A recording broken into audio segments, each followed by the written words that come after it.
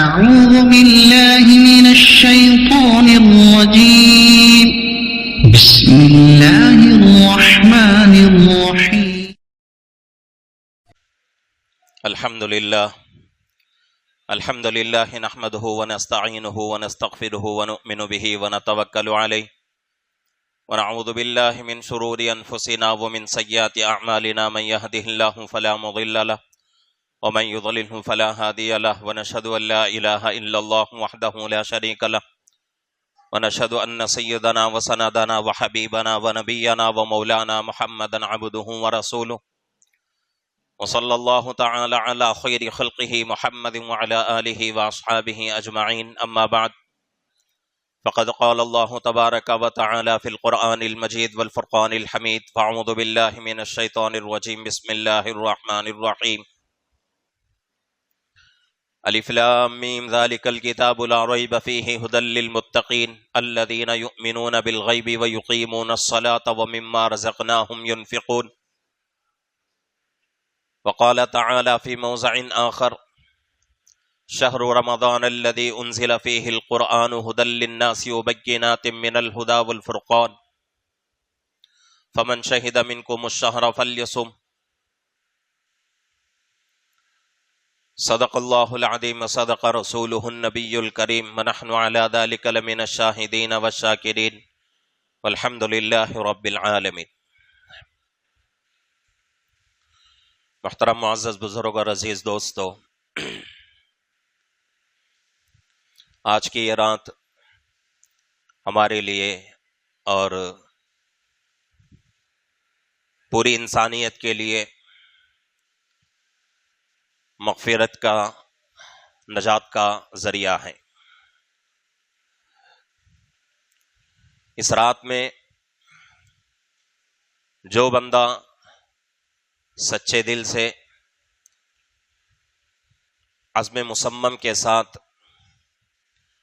توبہ استغفار کرتا ہے تو اللہ اس کی توبہ کو قبول فرماتے ہیں اور اس کے گناہوں کو معاف فرماتے ہیں. تو یہ رات مغفرت والی رات ہے.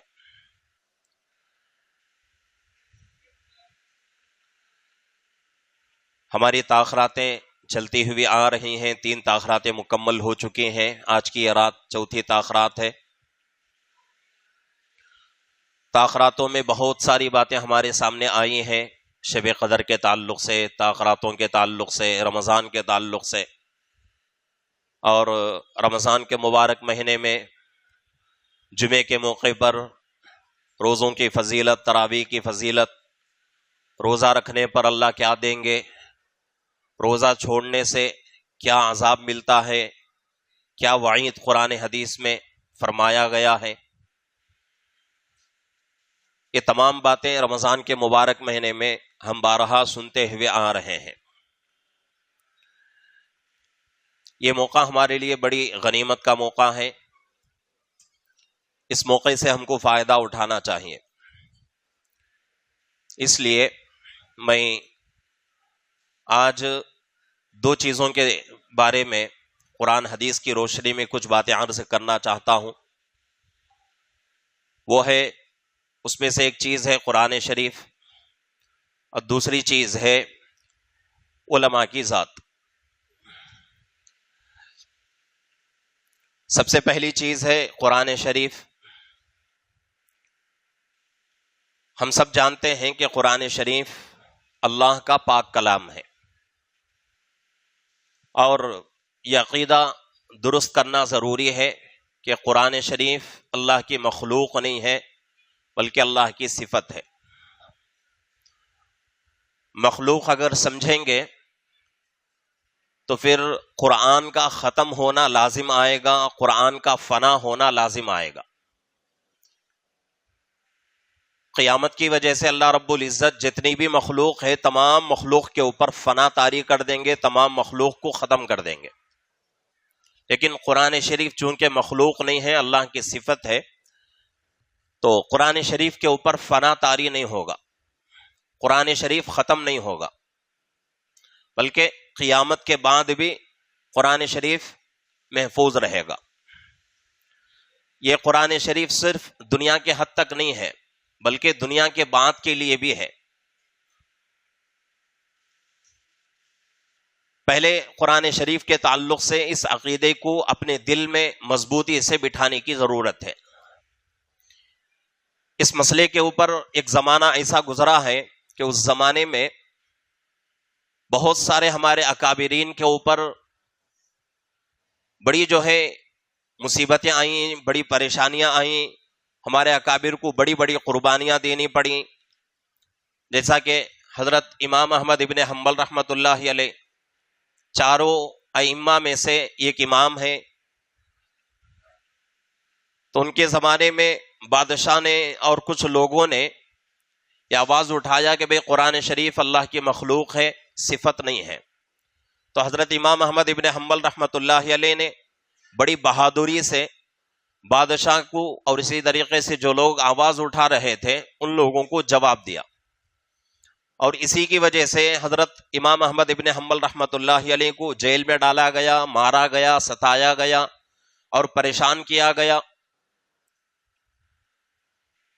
تو سب سے پہلے اس عقیدے کو درست کرنے کی ضرورت ہے کہ قرآن شریف اللہ کی مخلوق نہیں ہے، اللہ کی صفت ہے۔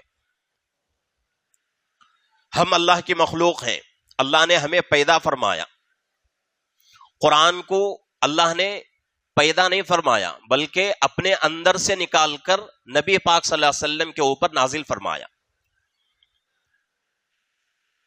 تو جتنی بھی مخلوق ہے تمام مخلوق قیامت کی وجہ سے فنا ہو جائے گی، ختم ہو جائے گی، لیکن اللہ کا پاک کلام باقی رہے گا۔ تو سورہ بقرہ کے شروع آیت میں اللہ رب العزت فرما رہے ہیں الف لام میم ذالک الکتاب لا ریب فیہ، یہ کتاب جس کے اندر ذرہ برابر بھی شک کی گنجائش نہیں ہے۔ اس کے بارے میں کوئی آدمی یہ تصور نہیں کر سکتا، یہ خیال نہیں کر سکتا کہ بھئی قرآن شریف کے کسی بھی آیت میں کچھ کمی ہو۔ اگر کوئی آدمی ایسا سمجھتا ہے تو پھر وہ آدمی ایمان سے نکل جائے گا، اس کا ایمان سے کوئی تعلق نہیں۔ قرآن شریف کا ایک ایک حرف سچا ہے، ایک ایک حرف بالکل اللہ نے محفوظ کر کے رکھا ہے۔ اس کا ہر زبر، اس کا ہر زیر، ہر پیش، ہر جزم، ہر تجدید، ہر مد حق ہے اور سچ ہے، اس میں جھوٹ کی گنجائش نہیں ہے۔ اور دوسرے پارے کے اندر اللہ رب العزت قرآن کے بارے میں فرما رہے ہیں شہر رمضان الذی انزل فیہ القرآن، یہ قرآن شریف جو کہ تمہارے سامنے ہے اس کو ہم نے رمضان کے مبارک مہینے میں نازل فرمایا ہے۔ اور اس کی صفت کیا ہے؟ شہر رمضان الذی انزل فیہ القرآن ھدی للناس، لوگوں کے لیے ہدایت کا ذریعہ ہے۔ جو بندہ بھی دنیا کے اندر قرآن کے بتائے ہوئے احکامات کے مطابق زندگی گزارے گا وہ کامیاب ہوگا۔ اللہ رب العزت نے اس کی صفت ھدی للمؤمنین نہیں فرمایا کہ یہ ایمان والوں کے لیے ہدایت ہے، بلکہ اللہ رب العزت نے پوری انسانیت کو مخاطب کر کے فرما رہے ہیں کہ بھئی یہ صرف ایمان والوں کے لیے، مسلمانوں کے لیے ہدایت کا ذریعہ نہیں ہے، بلکہ پوری دنیا کی انسانیت کے لیے ہدایت کا ذریعہ ہے۔ جو بھی بندہ چاہے وہ مسلمان ہو یا غیر مسلم ہو یا کسی بھی مذہب سے اس کا تعلق ہو، وہ آدمی اگر قرآن کے بتائے ہوئے احکامات کے مطابق زندگی گزارے گا تو وہ کامیاب ہو جائے گا۔ تو تمام انسانوں کے لیے نجات کا ذریعہ ہے، کامیابی کا ذریعہ ہے۔ اب قرآن کے بھی کچھ حقوق ہیں۔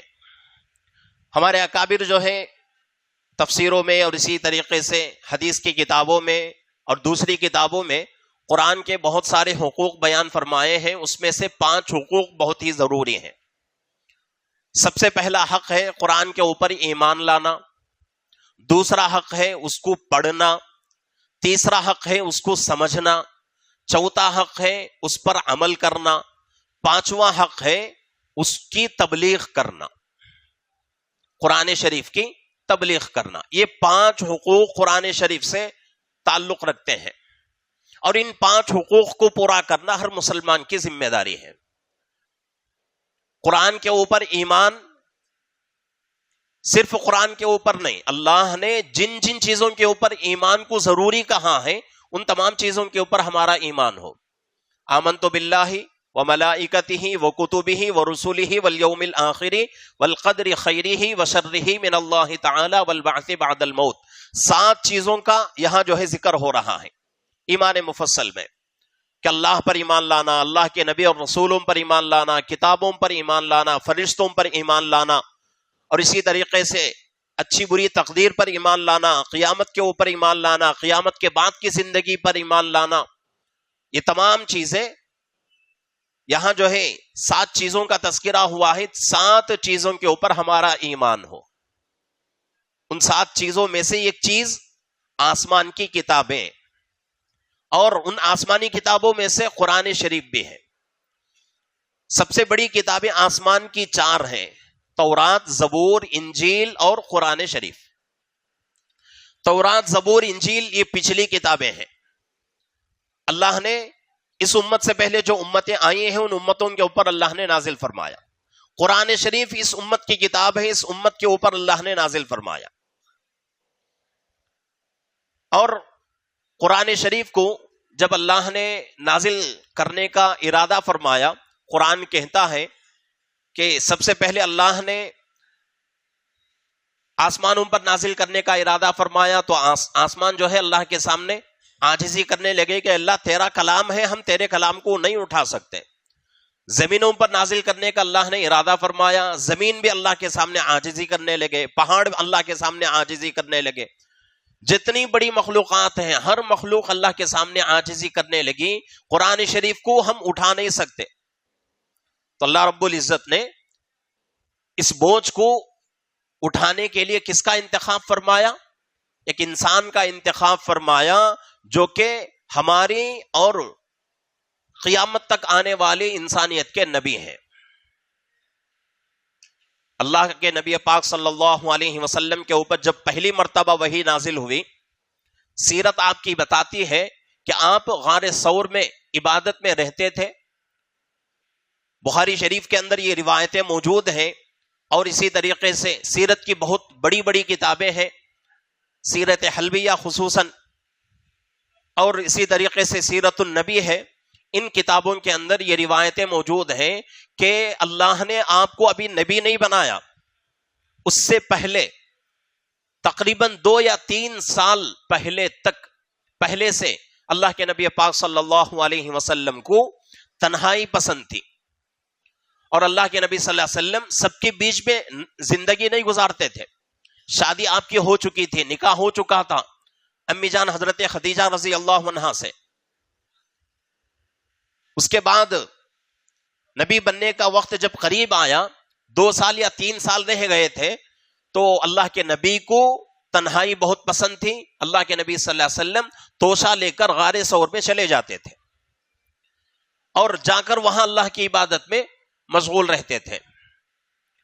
اور وہ توشہ کیا ہوتا تھا؟ سیرت حلبیہ میں یہ روایت موجود ہے کہ حضرت خدیجہ رضی اللہ عنہا جب آپ اللہ کے نبی صلی اللہ علیہ وسلم گھر سے نکلتے تھے غار ثور میں عبادت کے لیے، تو امی جان حضرت خدیجہ رضی اللہ عنہا روٹی اور زیتون کا تیل دے کر توشہ باندھ کے بھیجتی تھی. زیتون کا تیل اور روٹی، یہ 2 چیزیں توشہ باندھ، امی جان توشہ تیار کر دیتی اور اللہ کے نبی لے کر چلے جاتے. اور جب تک توشہ ختم نہیں ہوتا تھا اللہ کے نبی آبادی میں نہیں آتے تھے، مکہ میں تشریف نہیں لاتے تھے.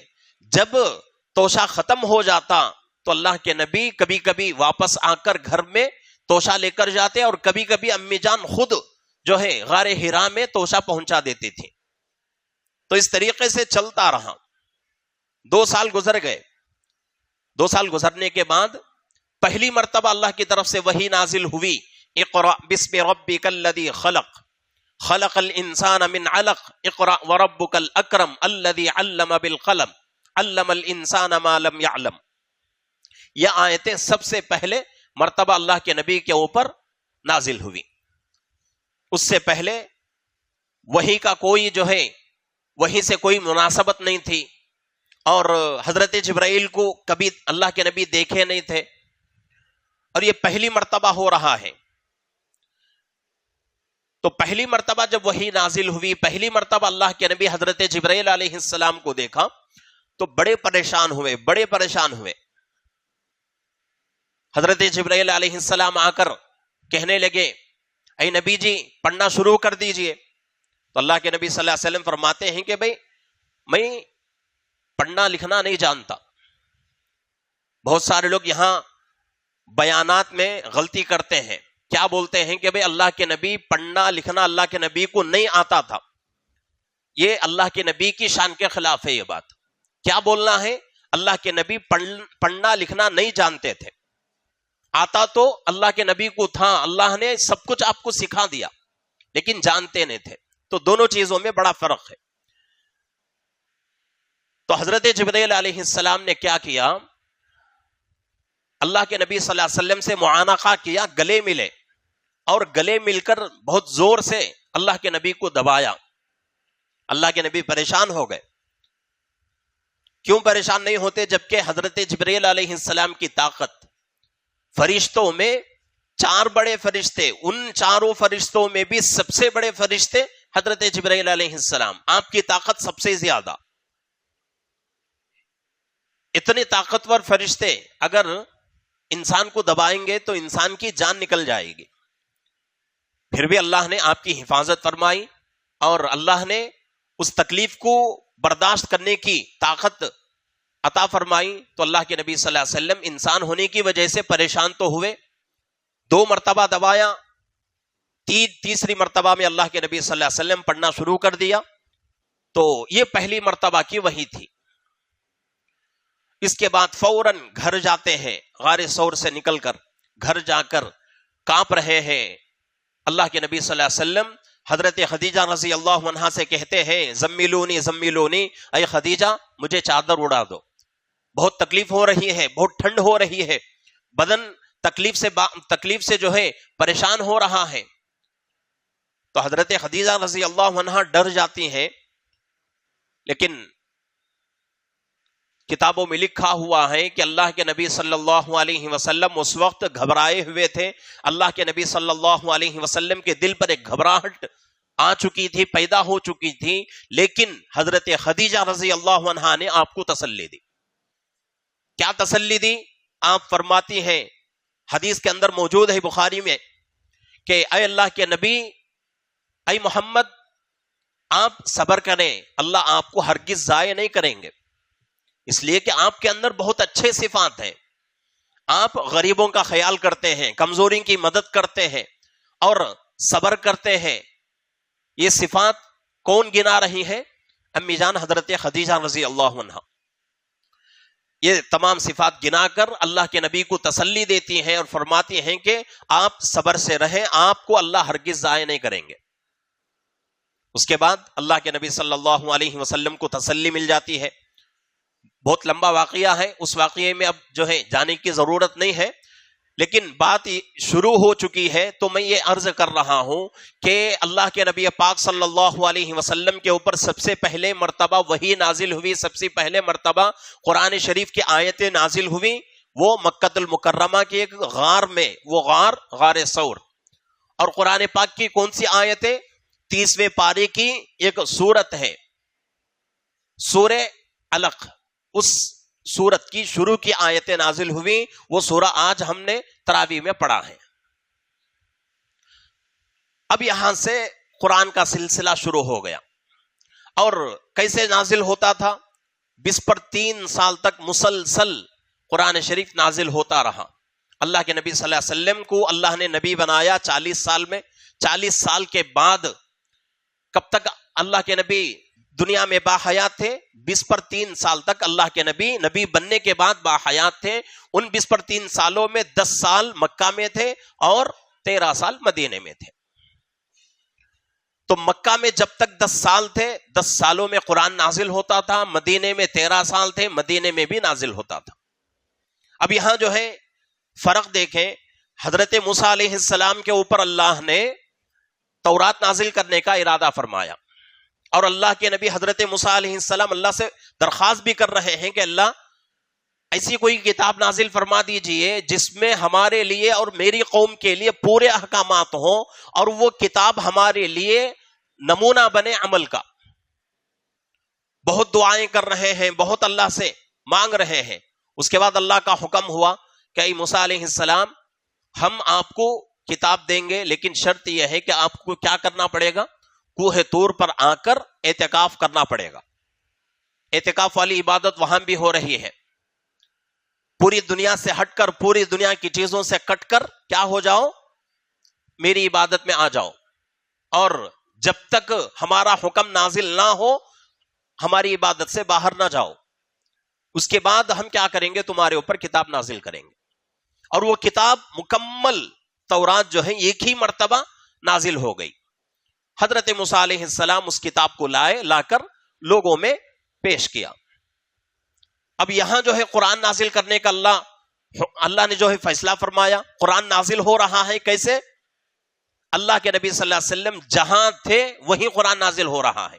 اللہ نے اللہ کے نبی کو یہ نہیں فرمایا کہ اے محمد ہم نے آپ پر قرآن نازل کرنے کا ارادہ کیا ہے، اس لیے آپ کیا کرو، فلانے پہاڑ پہ آ جاؤ۔ اللہ کا یہ حکم نہیں ہوا، بلکہ اللہ کے نبی مکے کے گلیوں میں تھے، مکے کی گلیوں میں قرآن نازل ہوا۔ مدینے کی گلیوں میں تھے، مدینے کی گلی میں بھی قرآن نازل ہوا۔ غزوہ بدر میں نازل ہو رہا ہے، غزوہ احد میں نازل ہو رہا ہے۔ مکہ اور مدینے کے باہر کسی کام سے گئے ہوئے ہیں، وہاں قرآن نازل ہو رہا ہے۔ امی جان حضرت عائشہ رضی اللہ عنہا کے گھر میں نازل ہو رہا ہے۔ آپ بستر پر لیٹے ہوئے ہیں، اس وقت قرآن نازل ہو رہا ہے۔ دسترخوان پر بیٹھے ہیں کھانا کھانے کے لیے، اس وقت نازل ہو رہا ہے۔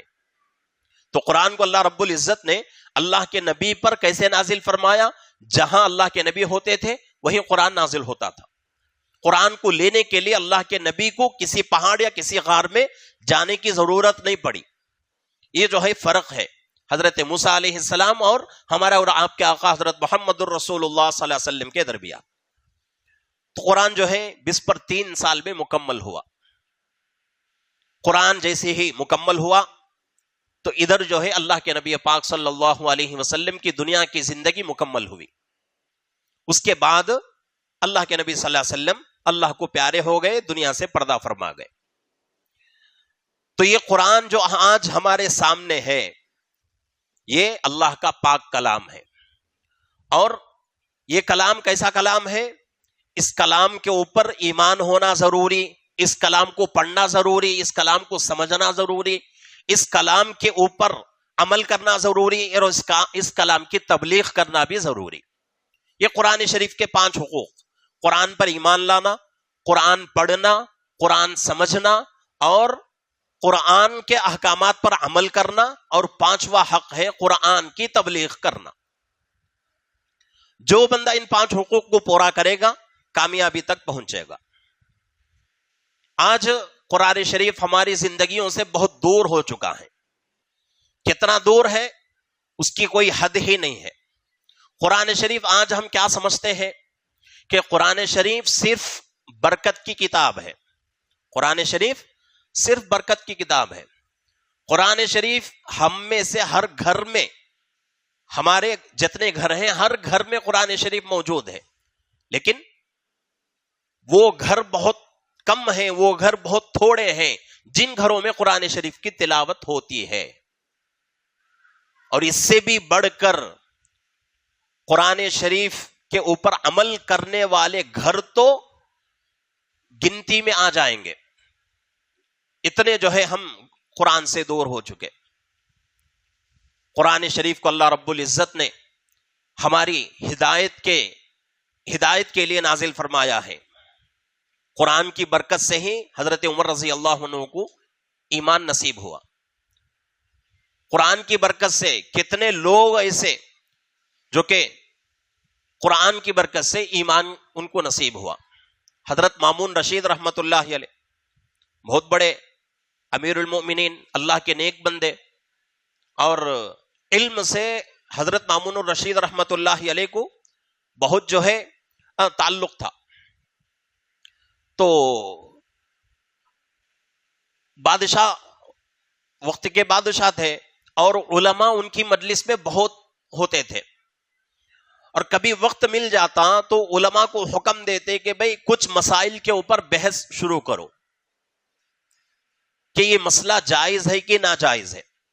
دو جماعتیں ہو جاتی تھی علماء کی، ایک جو ہے جائز کے اوپر کچھ جو ہے دلیل دیتے تھے اور ایک جو ہے ناجائز کے اوپر دلیل دیتے تھے.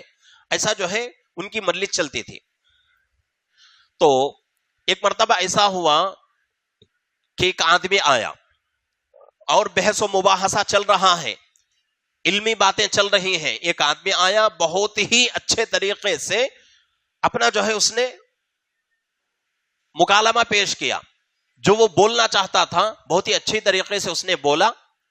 حضرت مامون رشید رحمت اللہ علیہ نے اس آدمی کو بلا کر پوچھا کہ بھئی تمہاری بات بہت ہی اچھی تھی، بہت ہی دل خوش ہوا تمہاری بات سے، لیکن مجھے ایسا لگتا ہے کہ تم مسلمان نہیں ہو، یہودی ہو.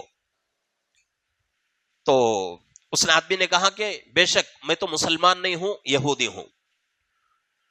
تو حضرت نے کہا کہ بھئی میری درخواست یہ ہے کہ تو اسلام کے اندر آ جا، ہم تیرا پورا خیال رکھیں گے، تیرا پورا اکرام کریں گے، تیری پوری ہم لوگ جو ہے مدد کریں گے، تجھے ایک اچھا مقام دیں گے.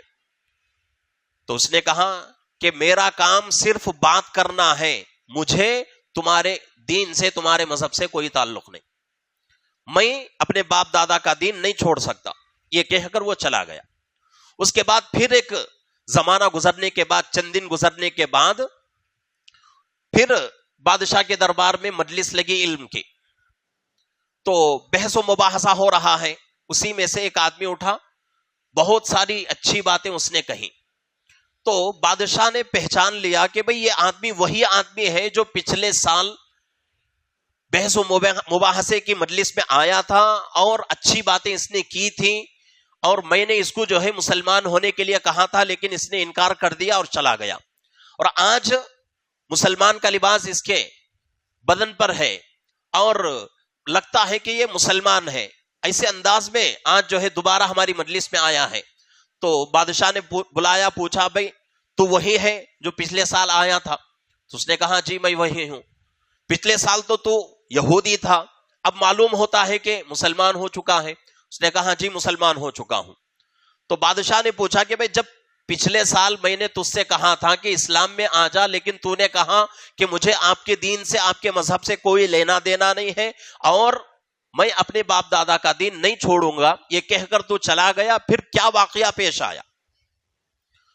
تو وہ آدمی کہتا ہے کہ جب میں آپ کی مجلس سے اٹھ کر چلا گیا تو میرے اندر ایک تڑپ پیدا ہوئی کہ بھئی 4 آسمانی کتابیں ہیں، تورات ہے، زبور ہے، انجیل ہے، قرآن شریف ہے. اس میں سے اس وقت سچی کتاب کون سی ہے؟ جو سچی کتاب ہوگی وہی دین سچا ہوگا، اور جو بھی دین سچا ہوگا اس دین کو میں کیا کروں گا؟ قبول کروں گا، اس دین میں داخل ہو جاؤں گا. تو میں نے کیا کیا؟ تورات کو لیا، تورات میں سے کچھ چیزیں نکال دیا اور کچھ چیزیں اپنی طرف سے شامل کر دیا اور جا کر ان کو پیش کر دیا. تو انہوں نے کیا کیا؟ 3 نسخے میں نے اپنے ہاتھ سے لکھے، 3 کتابیں لکھ کر ان کے سامنے پیش کیا. تو وہ لوگ جو ہے بڑے خوش ہوئے، خوشی سے ان 3 کتابوں کو لے لیا، اس کو گلے سے لگایا، سینے سے لگایا اور اس آدمی کی بڑی تعریف کی. اب وہ آدمی کیا کرتا ہے؟ پھر دوبارہ زبور جو ہے وہ کتاب بھی اپنے ہاتھ سے لکھتا ہے، اس زبور سے کچھ چیزیں نکالتا ہے، کچھ چیزیں اپنی طرف سے جو ہے ملا کر 3 کتابیں لکھتا ہے، لکھ کر ان لوگوں کے پاس جاتا ہے. تو وہ لوگ بھی اس کو قبول کر لیتے ہیں. اور اس کے بعد انجیل ہے، انجیل کو بھی ویسا ہی کرتا ہے.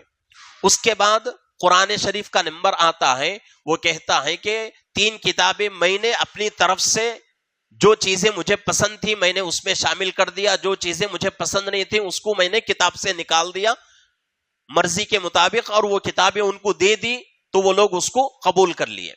اب قرآن شریف کا نمبر آیا تو قرآن شریف کی کچھ آیتوں کو میں نے قرآن سے نکال دیا اور کچھ چیزیں میں نے اپنی طرف سے اس میں شامل کر دیا اور کر کے مسلمانوں کے خدمت پہ پیش کیا. تو مسلمانوں نے اس پورے قرآن کو پڑھا اور پڑھ کر 3 قرآنوں کو واپس کر دیا اور کہا کہ بھئی یہ قرآن سچا نہیں ہے.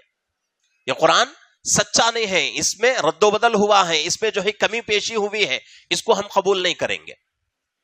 جیسے ہی مسلمانوں نے یہ بات کہا، مجھے یقین ہو گیا کہ قرآن شریف سچی کتاب ہے اور اسلام سچا مذہب ہے، اس لیے میں نے کیا کیا، قرآن شریف کو قبول کر لیا اور اسلام کو میں نے قبول کر کے اسلام کے دائرے میں آ گیا۔ تو قرآن شریف کی برکت سے اللہ رب العزت نے بہت سارے ایسے لوگ جو کفر کی حالت میں تھے، اور بہت سارے لوگ یہودی تھے، بہت سارے لوگ جو ہے عیسائی تھے، ان تمام لوگوں کو قرآن کی برکت سے اسلام نصیب ہوا، ایمان نصیب ہوا۔ تو قرآن شریف آج ہمارے گھروں میں رکھا ہوا ہے، پڑھنا بہت کم گھروں میں ہوتا ہے اور عمل اس سے بھی بہت کم گھروں میں ہوتا ہے۔ 5 حقوق ہم میں سے بہت تھوڑے لوگ ادا کرتے ہیں۔ ایمان قرآن کے اوپر، ایمان تو ہمارا سب کا ہے، ہم کیا سمجھتے ہیں کہ بھئی قرآن اللہ کی کتاب ہے، سب کا ایمان ہے اس پر، لیکن بات کے جو 4 حقوق ہیں ان حقوق کو ہم لوگ ضائع کر رہے ہیں۔ 4 حقوق کون سے ہیں؟ قرآن کا پڑھنا، قرآن کا سمجھنا، اور قرآن کے احکامات پر عمل کرنا، اور قرآن کی تبلیغ کرنا، یعنی قرآن کو دوسروں تک پہنچانا۔ یہ 4 حقوق ہم پورے نہیں کر رہے ہیں۔ اب کتنی افسوس کی بات ہے کہ قرآن شریف بہت سارے لوگ پڑھنا نہیں جانتے، بہت سارے لوگوں کو قرآن پڑھنا نہیں آتا، حالانکہ حضرت امام اعظم ابو حنیفہ رحمۃ اللہ علیہ کا مسئلہ ہے۔ بہت مرتبہ میں یہ مسئلہ بولتا ہی رہتا ہوں کہ ہر مسلمان پر فردن فردن، جتنے مسلمان زمین کے اوپر زندہ ہیں، ہر مسلمان پر ہر سال میں 1 مرتبہ قرآن کا ختم کرنا واجب ہے۔ اگر کوئی مسلمان 1 سال میں پورا قرآن 1 مرتبہ ختم نہیں کرتا تو قرآن اس پر بد دعا کرے گا، قرآن اس کے لیے بد دعا کرے گا۔ اور آج ہم جو شکوے کر رہے ہیں، جو شکایتیں ہماری زبانوں پر رہتے ہیں کہ بھئی ہماری زندگی میں برکت نہیں ہے، ہم کماتے ہیں لیکن کمائی جو ہے ہم کو پوری نہیں ہو رہی ہے، روزی ہماری مکمل نہیں ہے، پریشانیاں ہیں، قرضیں ہو رہی ہیں، یہ تمام کی تمام چیزیں کیوں ہو رہی ہیں؟ وجہ اس کی ایک کیا ہے؟ ہم نے قرآن شریف کو چھوڑ دیا۔ قرآن شریف صرف ہم کیا سمجھتے ہیں کہ بھئی برکت کی کتاب ہے، نئے گھر میں چلے گئے قرآن شریف کی تلاوت کرا دیے، نیا دکان کھول لیے قرآن شریف کی تلاوت کرا دیے، کسی کا انتقال ہو گیا قرآن شریف پڑھا کر جو ہے بخش دیے، اسی وہاں تک ہم لوگ قرآن شریف کو رکھے ہیں۔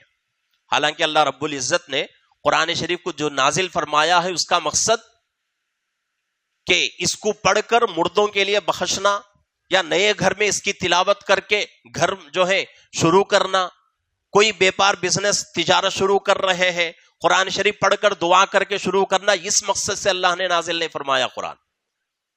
مقصد کیا ہے کہ مسلمان اس کو عملی نمونہ بنائیں، اس کو اپنی زندگی میں اتاریں، اس کے مطابق اپنی زندگی ڈھال لیں۔ اس مقصد سے اللہ رب العزت نے قرآن شریف کو نازل فرمایا ہے۔ اور قرآن شریف کے بارے میں اللہ نے یہ فیصلہ کر دیا ہے، انا نحن نزلنا الذکر وانا له لحافظون، ہم ہی اس قرآن کو نازل کرنے والے اور ہم ہی قیامت اور قیامت کے بعد تک بھی اس کی حفاظت کریں گے۔ قرآن بہت ہی مدلل کتاب ہے، اس کے ہوتے ہوئے ہمارے لیے کسی قانون کی ضرورت نہیں، کسی جو ہے وصول کی ضرورت نہیں۔ قرآن ہمارے لیے اٹل فیصلہ، قرآن ہمارے لیے اٹل قانون ہے۔ قرآن میں جو حکم دیا گیا وہ مسلمانوں کے لیے ہر ممکن اس پر عمل کرنا ضروری ہے۔ تو قرآن کا پڑھنا، قرآن کو سمجھنا، قرآن کے احکامات پر عمل کرنا اور قرآن کی تبلیغ کرنا، یہ بہت ضروری ہے۔ قرآن کے اوپر ایمان ہے ہمارا، اس پر کام نہیں چلے گا۔ اللہ قیامت کے دن سوال کریں گے، پوچھیں گے ہم سے، تو اس وقت ہمیں جواب دینے کے لیے ہمارے پاس کوئی جو ہے جواب نہیں بن سکے گا۔ تو اس لیے قرآن شریف کو سیکھنے کی کوشش کریں۔ بہت سارے لوگ جو ہے بولتے ہیں کہ ہماری زبان جو ہے پلٹتی نہیں ہے، ہماری زبان پلٹتی نہیں ہے، قرآن شریف سیکھنا مشکل ہے۔ تو یہ سب بہانے ہیں، یہ سب بہانے ہیں۔ اللہ کے نبی کے اوپر قرآن کون سی عمر میں نازل ہو رہا ہے؟ 40 سال کے بعد نازل ہو رہا ہے. 6 سال یا 7 سال میں قرآن نازل نہیں ہوا، بلکہ عمر کتنی تھی اللہ کے نبی کی؟ 40 سال مکمل ہو چکے تھے. چلو اللہ کے نبی کے بارے میں ہم جو ہے یہ فرض کر لیتے ہیں کہ بھئی اللہ کے نبی تھے، اللہ نے آپ کو وہ طاقت دی، وہ صلاحیت دی، اللہ نے سکھا دیا. لیکن صحابہ کی ذاتیں، صحابہ کی مقدس ذاتیں بھی ویسی تھیں کہ صحابہ جو شروع میں اسلام قبول کیے تھے، ان کی عمریں کسی کی جو ہے 30 سال، کسی کی 40 سال، کسی کی 50 سال، کوئی جو ہے بوڑھے ہو چکے تھے. اس کے بعد قرآن شریف سیکھنا انہوں نے شروع کیا اور چند دنوں میں قرآن شریف مکمل سیکھ لیے. یہ بہانہ ہے. چلو یہ بھی جو ہے چھوڑتے ہیں کہ بھئی حضرات صحابہ کی زبان عربی زبان تھی، اس لیے ان کے لیے آسان تھا. ہماری زبان اردو اور تیلگو ہے، ہم عربی کیسے پڑھیں گے؟ مشکل ہے ہمارے لیے. مان لیتے ہیں حضرات صحابہ کی مقدس ہستیوں کو بھی جو ہے ہٹا کر اس زمانے میں آتے ہیں. بہت لمبے زمانے کی بات میں نہیں کر رہا ہوں، بلکہ اس سال کی بات میں کر رہا ہوں. یہ واقعہ میں اس سے پہلے بھی شاید شب برات میں عرض کیا تھا کہ دیوبند میں مدرسے کے اندر اس سال ایک ایسے انسان جو کہ دنیاوی اعتبار سے ایک بہت اچھے ڈاکٹر ہیں، سرجن ہیں، اور کئی آپریشن انہوں نے اپنے ہاتھوں سے کیے. ان کی عمر 60 سال سے اوپر ہے. کتنی؟ 60 سال سے ان کی عمر اوپر. الحمدللہ اس سال وہ حافظ اور عالم بن گئے. حافظ اور عالم بن گئے. حفظ مکمل کر رہے. دلی میں رہتے ہیں، دلی میں ان کا ہسپتال ہے، ان کا گھر ہے. ان کو شوق پیدا ہوا اس لیے کہ علماء کا گھرانہ تھا. ان کا کہنا یہ ہے کہ ہمارے باپ دادا سب علماء تھے، میں ایک اکیلا ایسا انسان تھا جس نے اپنا اصل راستہ چھوڑ کر دوسرے راستے پر چلا. ڈاکٹر بنا، الحمدللہ اللہ نے کامیابی دی، اور کئی ہزار جو ہے میں نے آپریشن کیے. سرجن ہوں، اچھا دنیا جانتی ہے. لیکن مجھے دل کے کسی ایک کونے میں جو ہے بڑی پریشانی ہوتی تھی کہ بھئی باپ دادا ہمارے علماء ہیں، حفاظ ہیں، لیکن میں اکیلا انسان ایسا ہوں خاندان میں جو کہ لائن کاٹ کر دوسرے لائن پر چلا گیا. تو اسی میں ارادہ پیدا ہوا کہ حفظ مکمل کر لوں. تو میں نے کیا کیا، دلی میں ایک امام صاحب کے پاس بیٹھا مسجد کے، اور ان سے کہا کہ مجھے حفظ کرنا ہے، مجھے حفظ کرنا ہے. انہوں نے کہا کہ بھئی کوئی مشکل بات نہیں ہے، مشکل کام نہیں ہے، ارادہ پکا کرو، محنت شروع کرو، میں بھی آپ کا جو ہے مددگار بنوں گا، ساتھ دوں گا، میں پڑھانے کے لیے تیار ہوں. اب پڑھنا پڑھانا شروع ہوا. 4 یا 5 سال کا وقت گزرا، حفظ مکمل ہو گیا. حفظ جب مکمل ہوا، حافظ بن گئے، پھر ارادہ پیدا ہوا کہ بھئی حافظ تو بنا، اب عالم بننا ہے مجھے. اس نیت کو لے کر انہوں نے کیا کیا کہ آدھا دن ہاسپٹل کے لیے اور آدھا دن مدرسے کے لیے انہوں نے دینا شروع کیا. اور دلی سے ہر دن وہ دیوبند آتے تھے کار کے ذریعے سے، اور آ کر مستقل جو ہے پڑھ کر اپنے جو ہے گھر چلے جاتے تھے. 60 سال سے اوپر ان کی جو ہے عمر ہے. داڑھی پوری سفید ہو گئی، اجلی ہو گئی داڑھی، سر کے بال اجلے ہو گئے. ویڈیو موجود ہے سوشل میڈیا پر، دیکھنا چاہیں تو آپ دیکھ سکتے ہیں یوٹیوب کے اندر.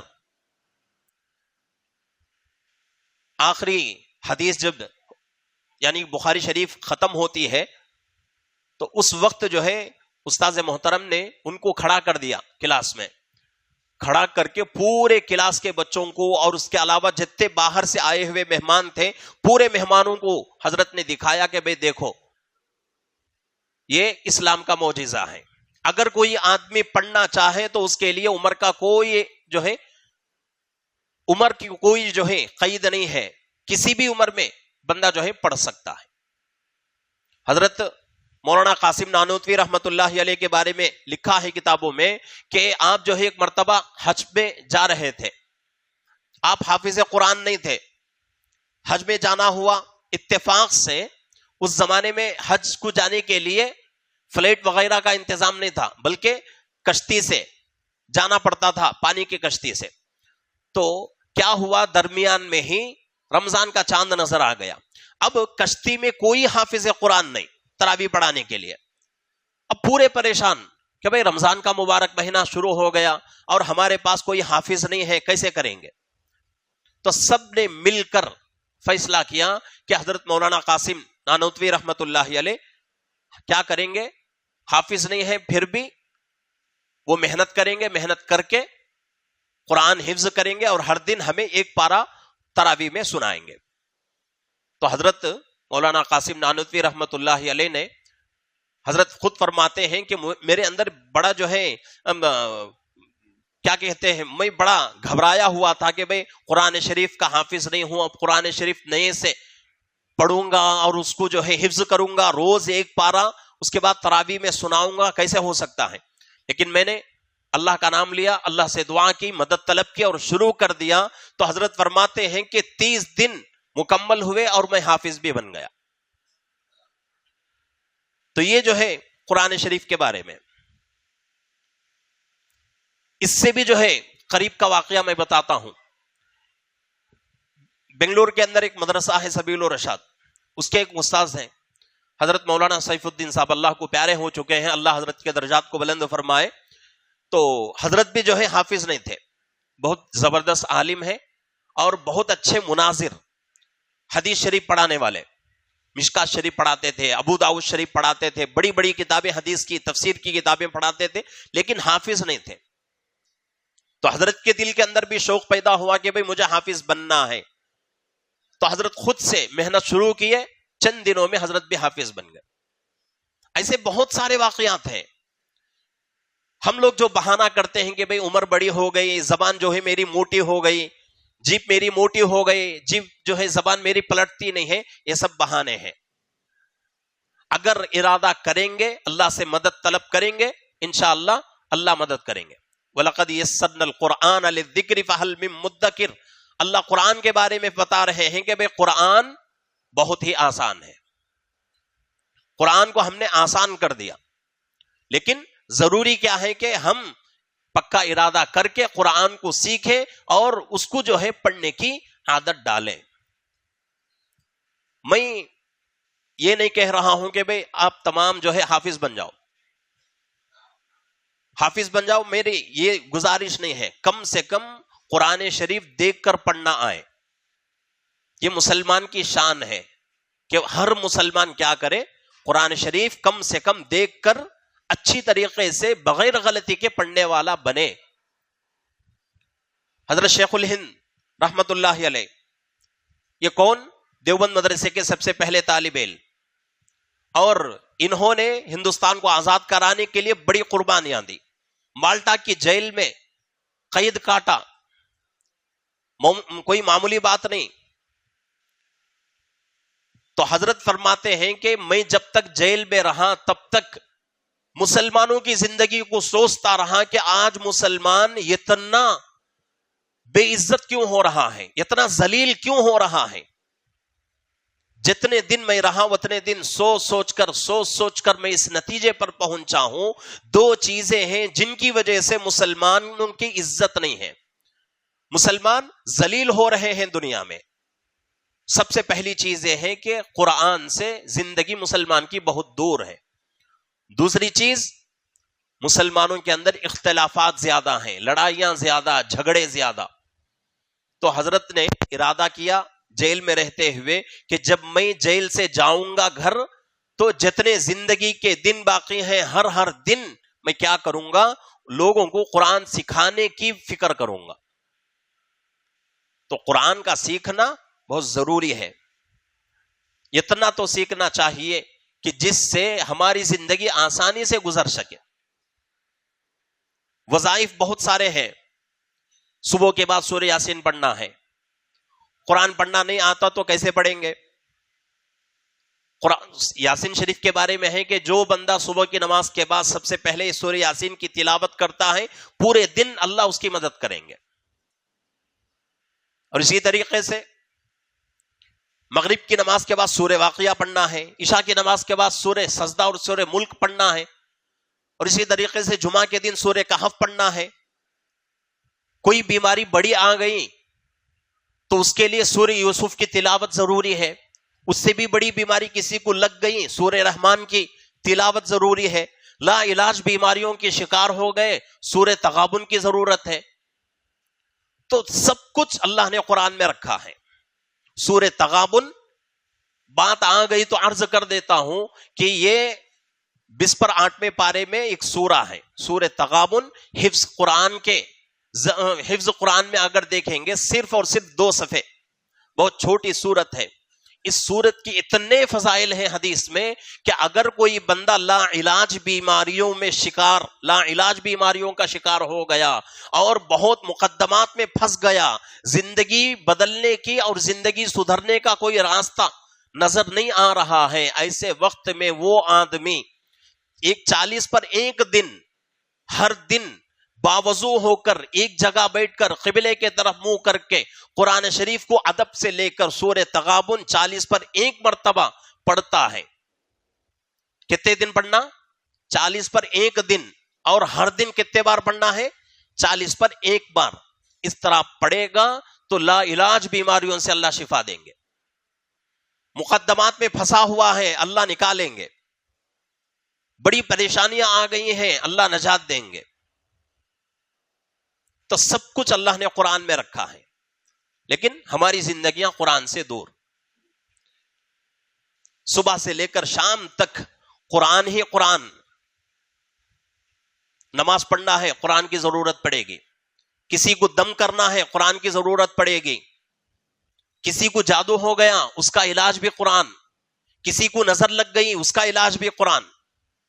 بیماریوں کا، بدن کی بیماریوں کا بھی علاج ہے اور دل کی بیماریوں کا بھی قرآن شریف کے اندر علاج موجود ہے.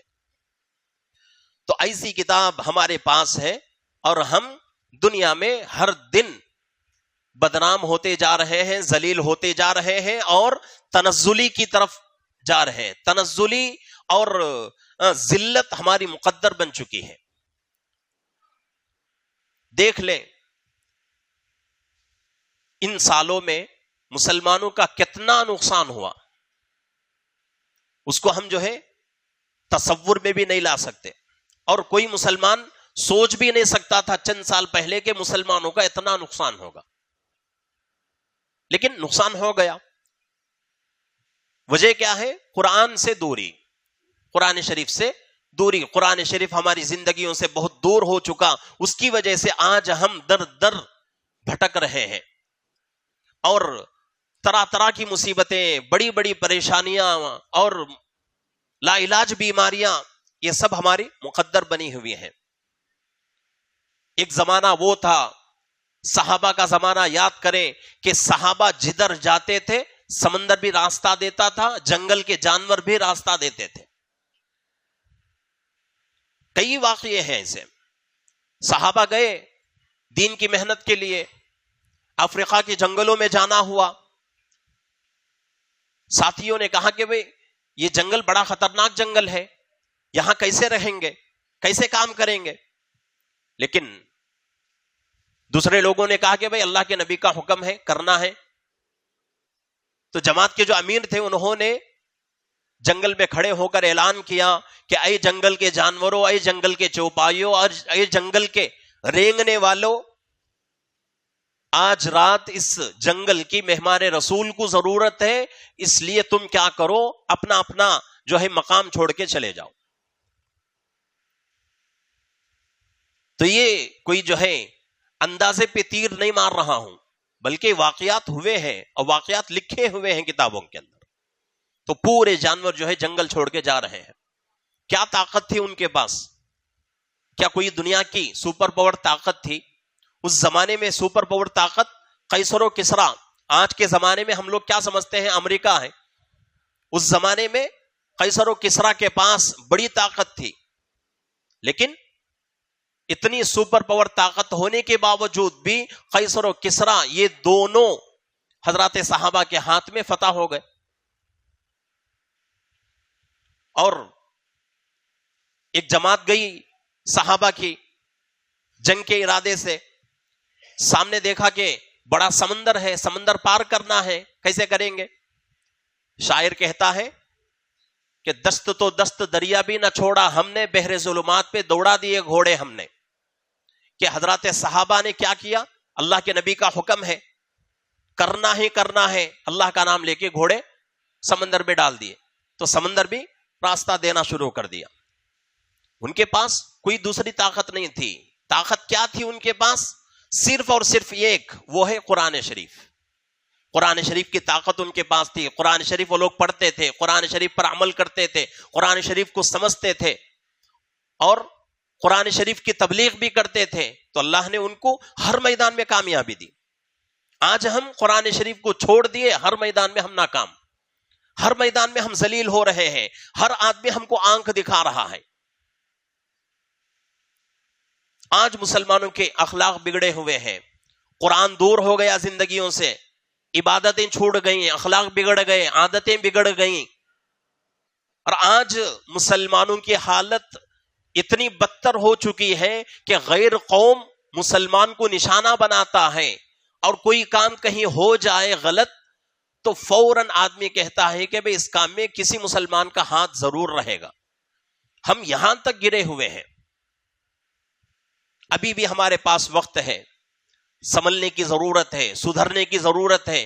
قرآن کو اپنا مقصود بنائیں، قرآن کو اپنا مطلوب بنائیں، قرآن کے مطابق زندگی گزاریں، قرآن کو اپنی زندگیوں میں لائیں، قرآن کے مطابق اپنی زندگیوں کو ڈھالیں. انشاءاللہ وہ کامیابی آج بھی اللہ ہمیں عطا کریں گے. اللہ کے پاس وہی طاقت ہے جو حضرات صحابہ کی زندگیوں میں جو فتح حضرات صحابہ کو ملتی تھی، وہی طاقت آج بھی ہے اللہ کی. اللہ کی طاقت میں رائی کے دانے کے برابر کمی نہیں. رائی کے دانے کے برابر کمی تو دور کی بات، اتنی کمی کا تصور بھی نہیں ہونا چاہیے. خرابی کس کے اندر ہے؟ خرابی ہمارے اندر ہے. ہم نے سب کچھ چھوڑ دیا. ہمارا مقصود کیا؟ دنیا. ہمارا مطلوب کیا؟ دنیا کی چیزیں. ان چیزوں کو ہم نے مقصود بنا لیا تو ذلت ہماری مقدر بن گئی. ہر آدمی ہم کو ڈراتا ہے، ہر آدمی ہم کو آنکھ دکھاتا ہے. ایک ہی گلی میں سالوں سے رہ رہے ہیں، لیکن محبت سے رہتے تھے. اچانک کیا ہو گیا کہ وہ لوگ ہمارے دشمن بن گئے. ایک ہی گاؤں میں، ایک ہی شہر میں رہتے ہیں، محبت سے سالوں سے رہ رہے ہیں، اچانک دشمنی پیدا ہو گئی. تو یہ سب کیوں ہو رہا ہے؟ قرآن کو چھوڑنے کی وجہ سے.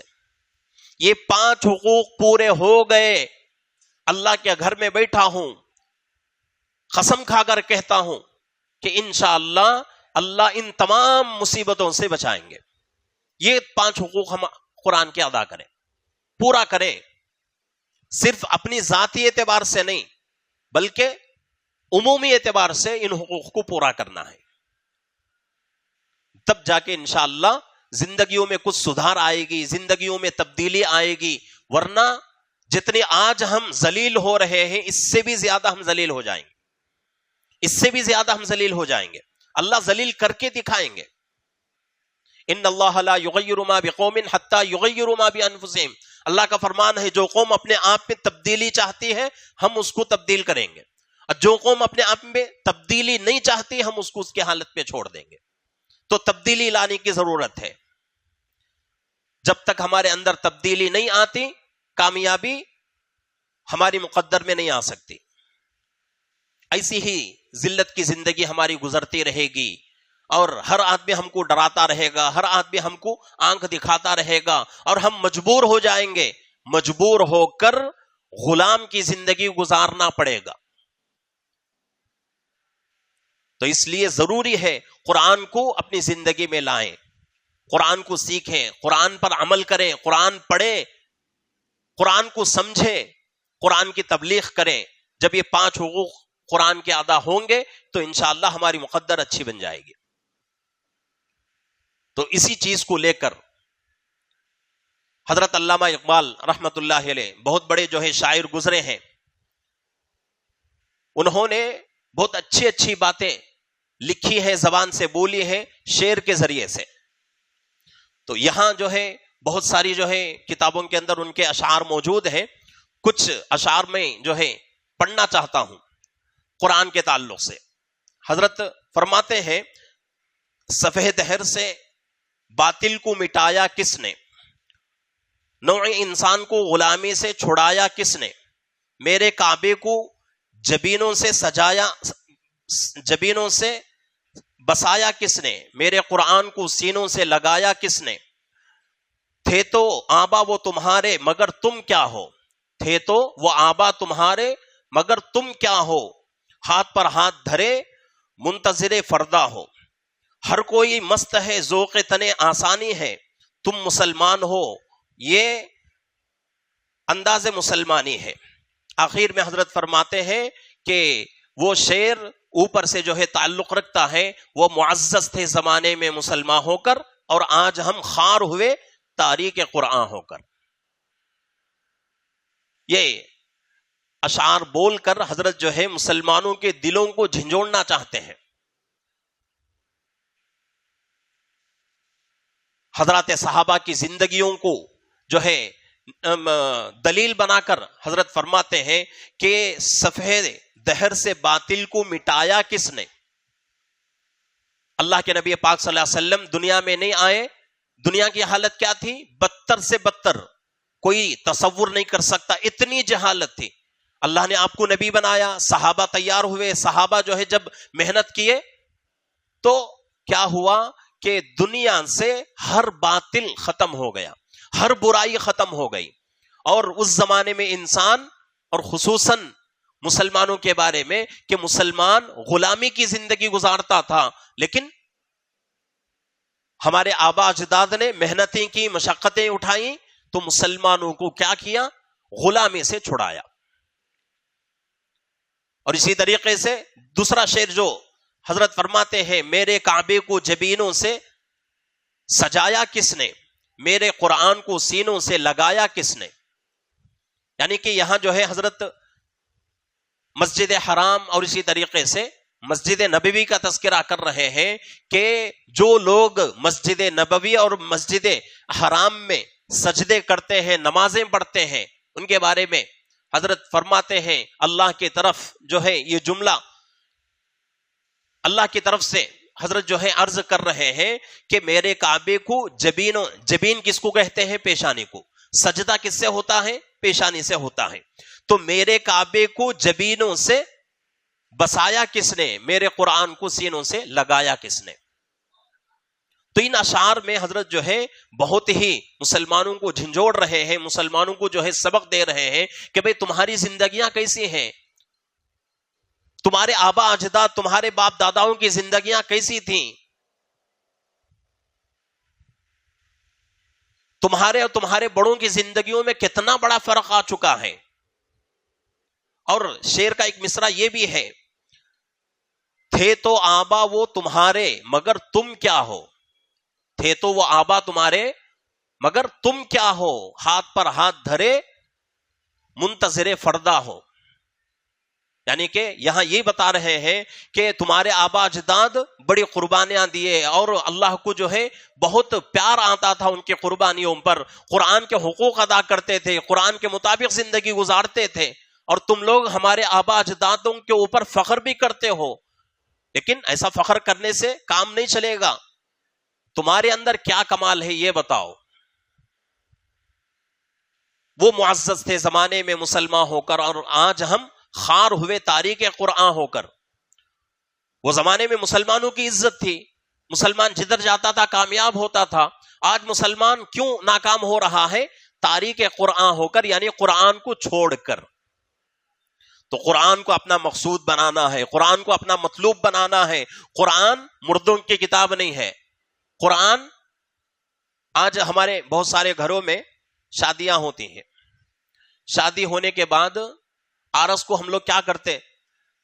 قرآن کی ایک اچھی پھیٹی اور اس میں اچھا خوبصورت قرآن رکھ کر دیتے. ہم کیا سمجھتے ہیں؟ قرآن خالی کون تو مر گئے تو قرآن پڑھ کو دعا کراؤ، گھر میں گئے قرآن پڑھ کو دعا کراؤ، دکان نوا کھول لیے قرآن پڑھ کو دعا کراؤ، بچی کی شادی ہو گئی قرآن دے ڈالو جہیز میں، حق ادا ہو گیا. اب سالوں سال قرآن کیا ہمارے گھروں میں کان کی اوپر رکھ ڈالے، ہمیں قرآن کو ہمیں پکڑا لیتے نہیں. کبھی بھی کتنے گھر ایسے ہیں جن گھروں میں سالوں سال قرآن تو دور کی بات، سورہ فاتحہ کی بھی تلاوت نہیں ہوتی. کتابوں میں لکھا ہوا ہے کہ ایک زمانہ ایسا تھا کہ مسلمان کی گلیوں میں جاتے تھے، مسلمانوں کے محلوں میں جاتے تھے تو ہر محلے کے ہر گھر سے قرآن شریف کی پڑھنے کی آواز آتی تھی. لیکن لکھنے والوں نے لکھا ہے کہ وہ لوگ قرآن پڑھتے تھے، قرآن کو سمجھتے نہیں تھے. قرآن کو پڑھتے تھے لیکن قرآن کو سمجھتے نہیں تھے. قرآن کو سمجھنے کے کوئی آلات ان کے پاس نہیں تھے، کوئی ذرائع ان کے پاس نہیں تھے، علماء اس زمانے میں موجود نہیں تھے. لیکن پھر بھی قرآن شریف لوگ پڑھتے تھے اور مسلمانوں کے محلوں کو غیر سمجھتے تھے کہ بھئی یہ مسلمانوں کا محلہ ہے، اس محلے میں قرآن کی آواز آ رہی ہے. اب ہماری زندگیاں، ہمارے گھر، ہمارے محلے کیسے ہو گئے ہیں؟ سب سے زیادہ اللہ معاف کرنا اور کون بھی ہے نا ناراض ہونا نہیں، جو ہے بات وہ میں بولنے کی کوشش کر رہا ہوں کہ آج مسلمانوں کی گلی میں گئے تو مسلمانوں کا گھر بول کو کیسا سمجھ میں آتا بولو؟ دو چیزاں ہیں. ایک جس کا گھر سب سے گندا رہتا وہ مسلمان کا گھر، اور جس گھر سے زیادہ میوزک کی آواز آتی ہے، گانے کی آواز آتی ہے، وہ گھر مسلمانوں کی. کتنا جو ہے فرق کر لیا ہم لوگ. تو اس لیے اس زندگی کو بدلنے کی ضرورت ہے. زندگی اگر بدلی تو انشاءاللہ اللہ کی مدد شامل حال رہے گی. زندگی نہیں بدلی تو آج جو مصیبت ہمارے اوپر ہے، آج جو پریشانیوں کا ہم لوگ شکار ہے، اس سے بھی بڑے پریشانیوں کے ہم لوگ شکار ہو جائیں گے. اس سے بھی خطرناک زندگی، اس سے بھی ذلیل بن کر زندگی گزارنا پڑے گا اور ذلت میں ہی مرنا پڑے گا. تو اس لیے قرآن سے اپنا تعلق مضبوط کریں، قرآن کو سیکھیں، وقت نکالیں. قرآن سیکھنا ہی سیکھنا ہے. شروع میں بولا میں کیا بھی بہانہ چلتا نہیں قرآن کے بارے میں، میری زبان پلٹتی نہیں ہے، مجھے وقت ملتا نہیں ہے، کون پڑھانے والا نہیں ہے. یہ سب بیکار باتاں، بیکار باتیں ہیں، سب بہانے. شاعر کہتا ہے جب تو ہی نہ چاہے تو بہانے ہزار. جب کوئی کام کرنے کا ارادہ نہیں ہے تو وہ کام نہیں کرنے کے واسطے آدمی ہزار بہانے کرتا. قرآن پڑھنا، قرآن سیکھنا ہمارے دلوں میں نہیں ہے تو کون تو بولے تو قرآن سیکھو بھائی کہ تو بہانے کرتے ہیں. ہمیں زبان پلٹتی نہیں ہے، وقت ملتا نہیں ہے. وقت کسے بھی ملتا نہیں. ہمارے حضرت بولتے رہتے ہیں آج کے زمانے میں ہر انسان بزی ہے، ہر انسان بزی. کتنے بزی ہیں؟ باہر گلیا میں روڈاں پو کچرے جھاڑتے رہتے نے، ان کے پاس بھی وقت نہیں ہے. گدے اتنا سب جو ہے بزی ہو گئی زندگی میں. اس کا مطلب کیا؟ بھئی وقت ملتا نہیں ہے چھوڑ ڈالو. یہ نہیں، وقت ملتا نہیں کسے بھی، لیکن وقت نکالنا پڑتا، وقت نکالنا پڑتا. ہمارا بزنس ہے، ہمارا دکان ہے، ہماری تجارت ہے، اچھا بیپار ہوتا ہم نا، لیکن ہمارے پاس کام کو باہر جانے وقت نہیں ہے. کون تو بھی سگے نزدیک کے نہیں، کون تو دوست قریب کا کو شادی کے واسطے رخا دیا لے تو 2 دن 3 دن ہے تو بھی وقت نکال کو جاتے. وقت نکلتا نہیں پھر بھی نکالتے. اپنے بزنس کو، اپنے بیپار کو سیٹ کرتے. ویسا ہم بھی کیا کرنا، اپنے بزنس کو، اپنے بیپار کو بند نہیں کرنا، بلکہ اس کے واسطے بھی کچھ سیٹ کر کر قرآن سیکھنے کی کوشش کرنا. اس پر انشاءاللہ اللہ ثواب بھی دیتے اور اللہ کی طرف سے زندگی میں برکت بھی آتی. اس لیے قرآن ہر حال میں سیکھنا. سیکھے بغیر زندگی مشکل، سیکھے بغیر کامیابی مشکل، سیکھے بغیر عزت مشکل. قرآن عزت کا ذریعہ، قرآن نجات کا ذریعہ، کامیابی کا ذریعہ، کامرانی کا ذریعہ.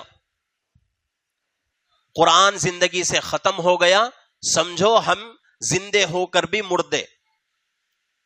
ہمارے اندر سے جان نکل گئی، ایمان کی جان نکل گئی، بس ہم کیا ہے، زندے لاش بن کر زندگی گزارتے ہیں.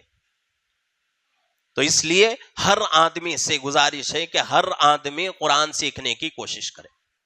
روزانہ نورانی قاعدہ لے کر شروع کرنا. 1 حرف پڑھو روزانہ, 1 حرف پڑھو بس.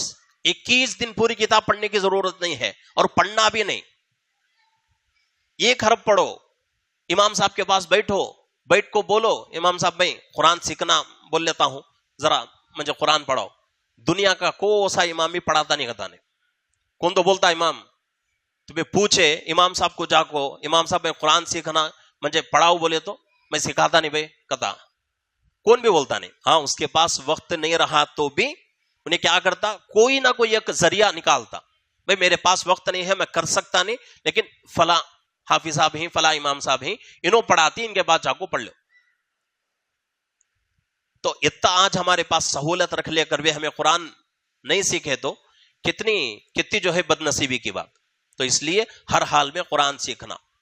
آج چوتھی تاخرات ہے, یہاں جتنے بیٹھے ہیں, باہر جتنے بیٹھے ہیں, ہر آدمی ارادہ کرے کہ انشاءاللہ اگلا رمضان جب آئے گا, زندگی اگر باقی رہی, زندگی اگر ساتھ دی, تو انشاءاللہ اگلے رمضان میں تاخرات میں ہم مسجد میں بیٹھ کر قرآن شریف پڑھیں گے. اس کا ارادہ کرنا ہے. خالی ارادہ کر لیا تو کام چلتا نہیں ہے. ارادہ کرنا بھی اور کام بھی کرنا. ایک 10 منٹ نکالے تو بھی, 10 منٹ ایک دن نکالے تو بھی سال میں کتنے گھنٹے ہو جاتے ہیں, کتنا ہمیں سیکھ سکتے ہیں قرآن. تو اس کے واسطے ہر حال میں قرآن سیکھنا.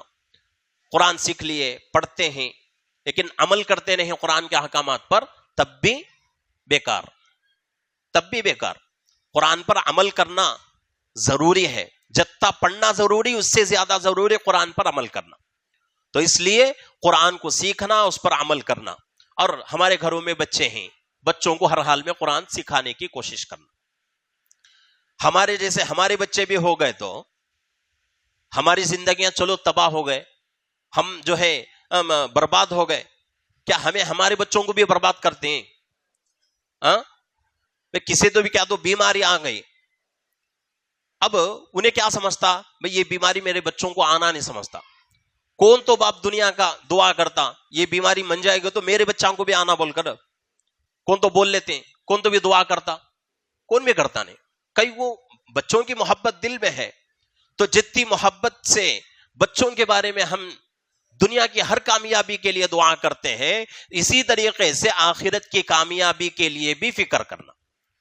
چھوٹے بچے تھوڑا وقت نکالے تو انشاءاللہ سیکھ لیتے, تھوڑا وقت نکالے تو سیکھ لیتے. تو اس لیے ہر بچے کو مکتب سے جوڑو, ہر بچے کو مکتب سے جوڑو, مکتب میں بھیجو, بچوں کو بھیج کر قرآن پڑھانے کی کوشش کرو. کریں گے کون کون کرتے ہیں؟ میں بلّہ جنے ہاتھاں اٹھاتے نہیں کیا؟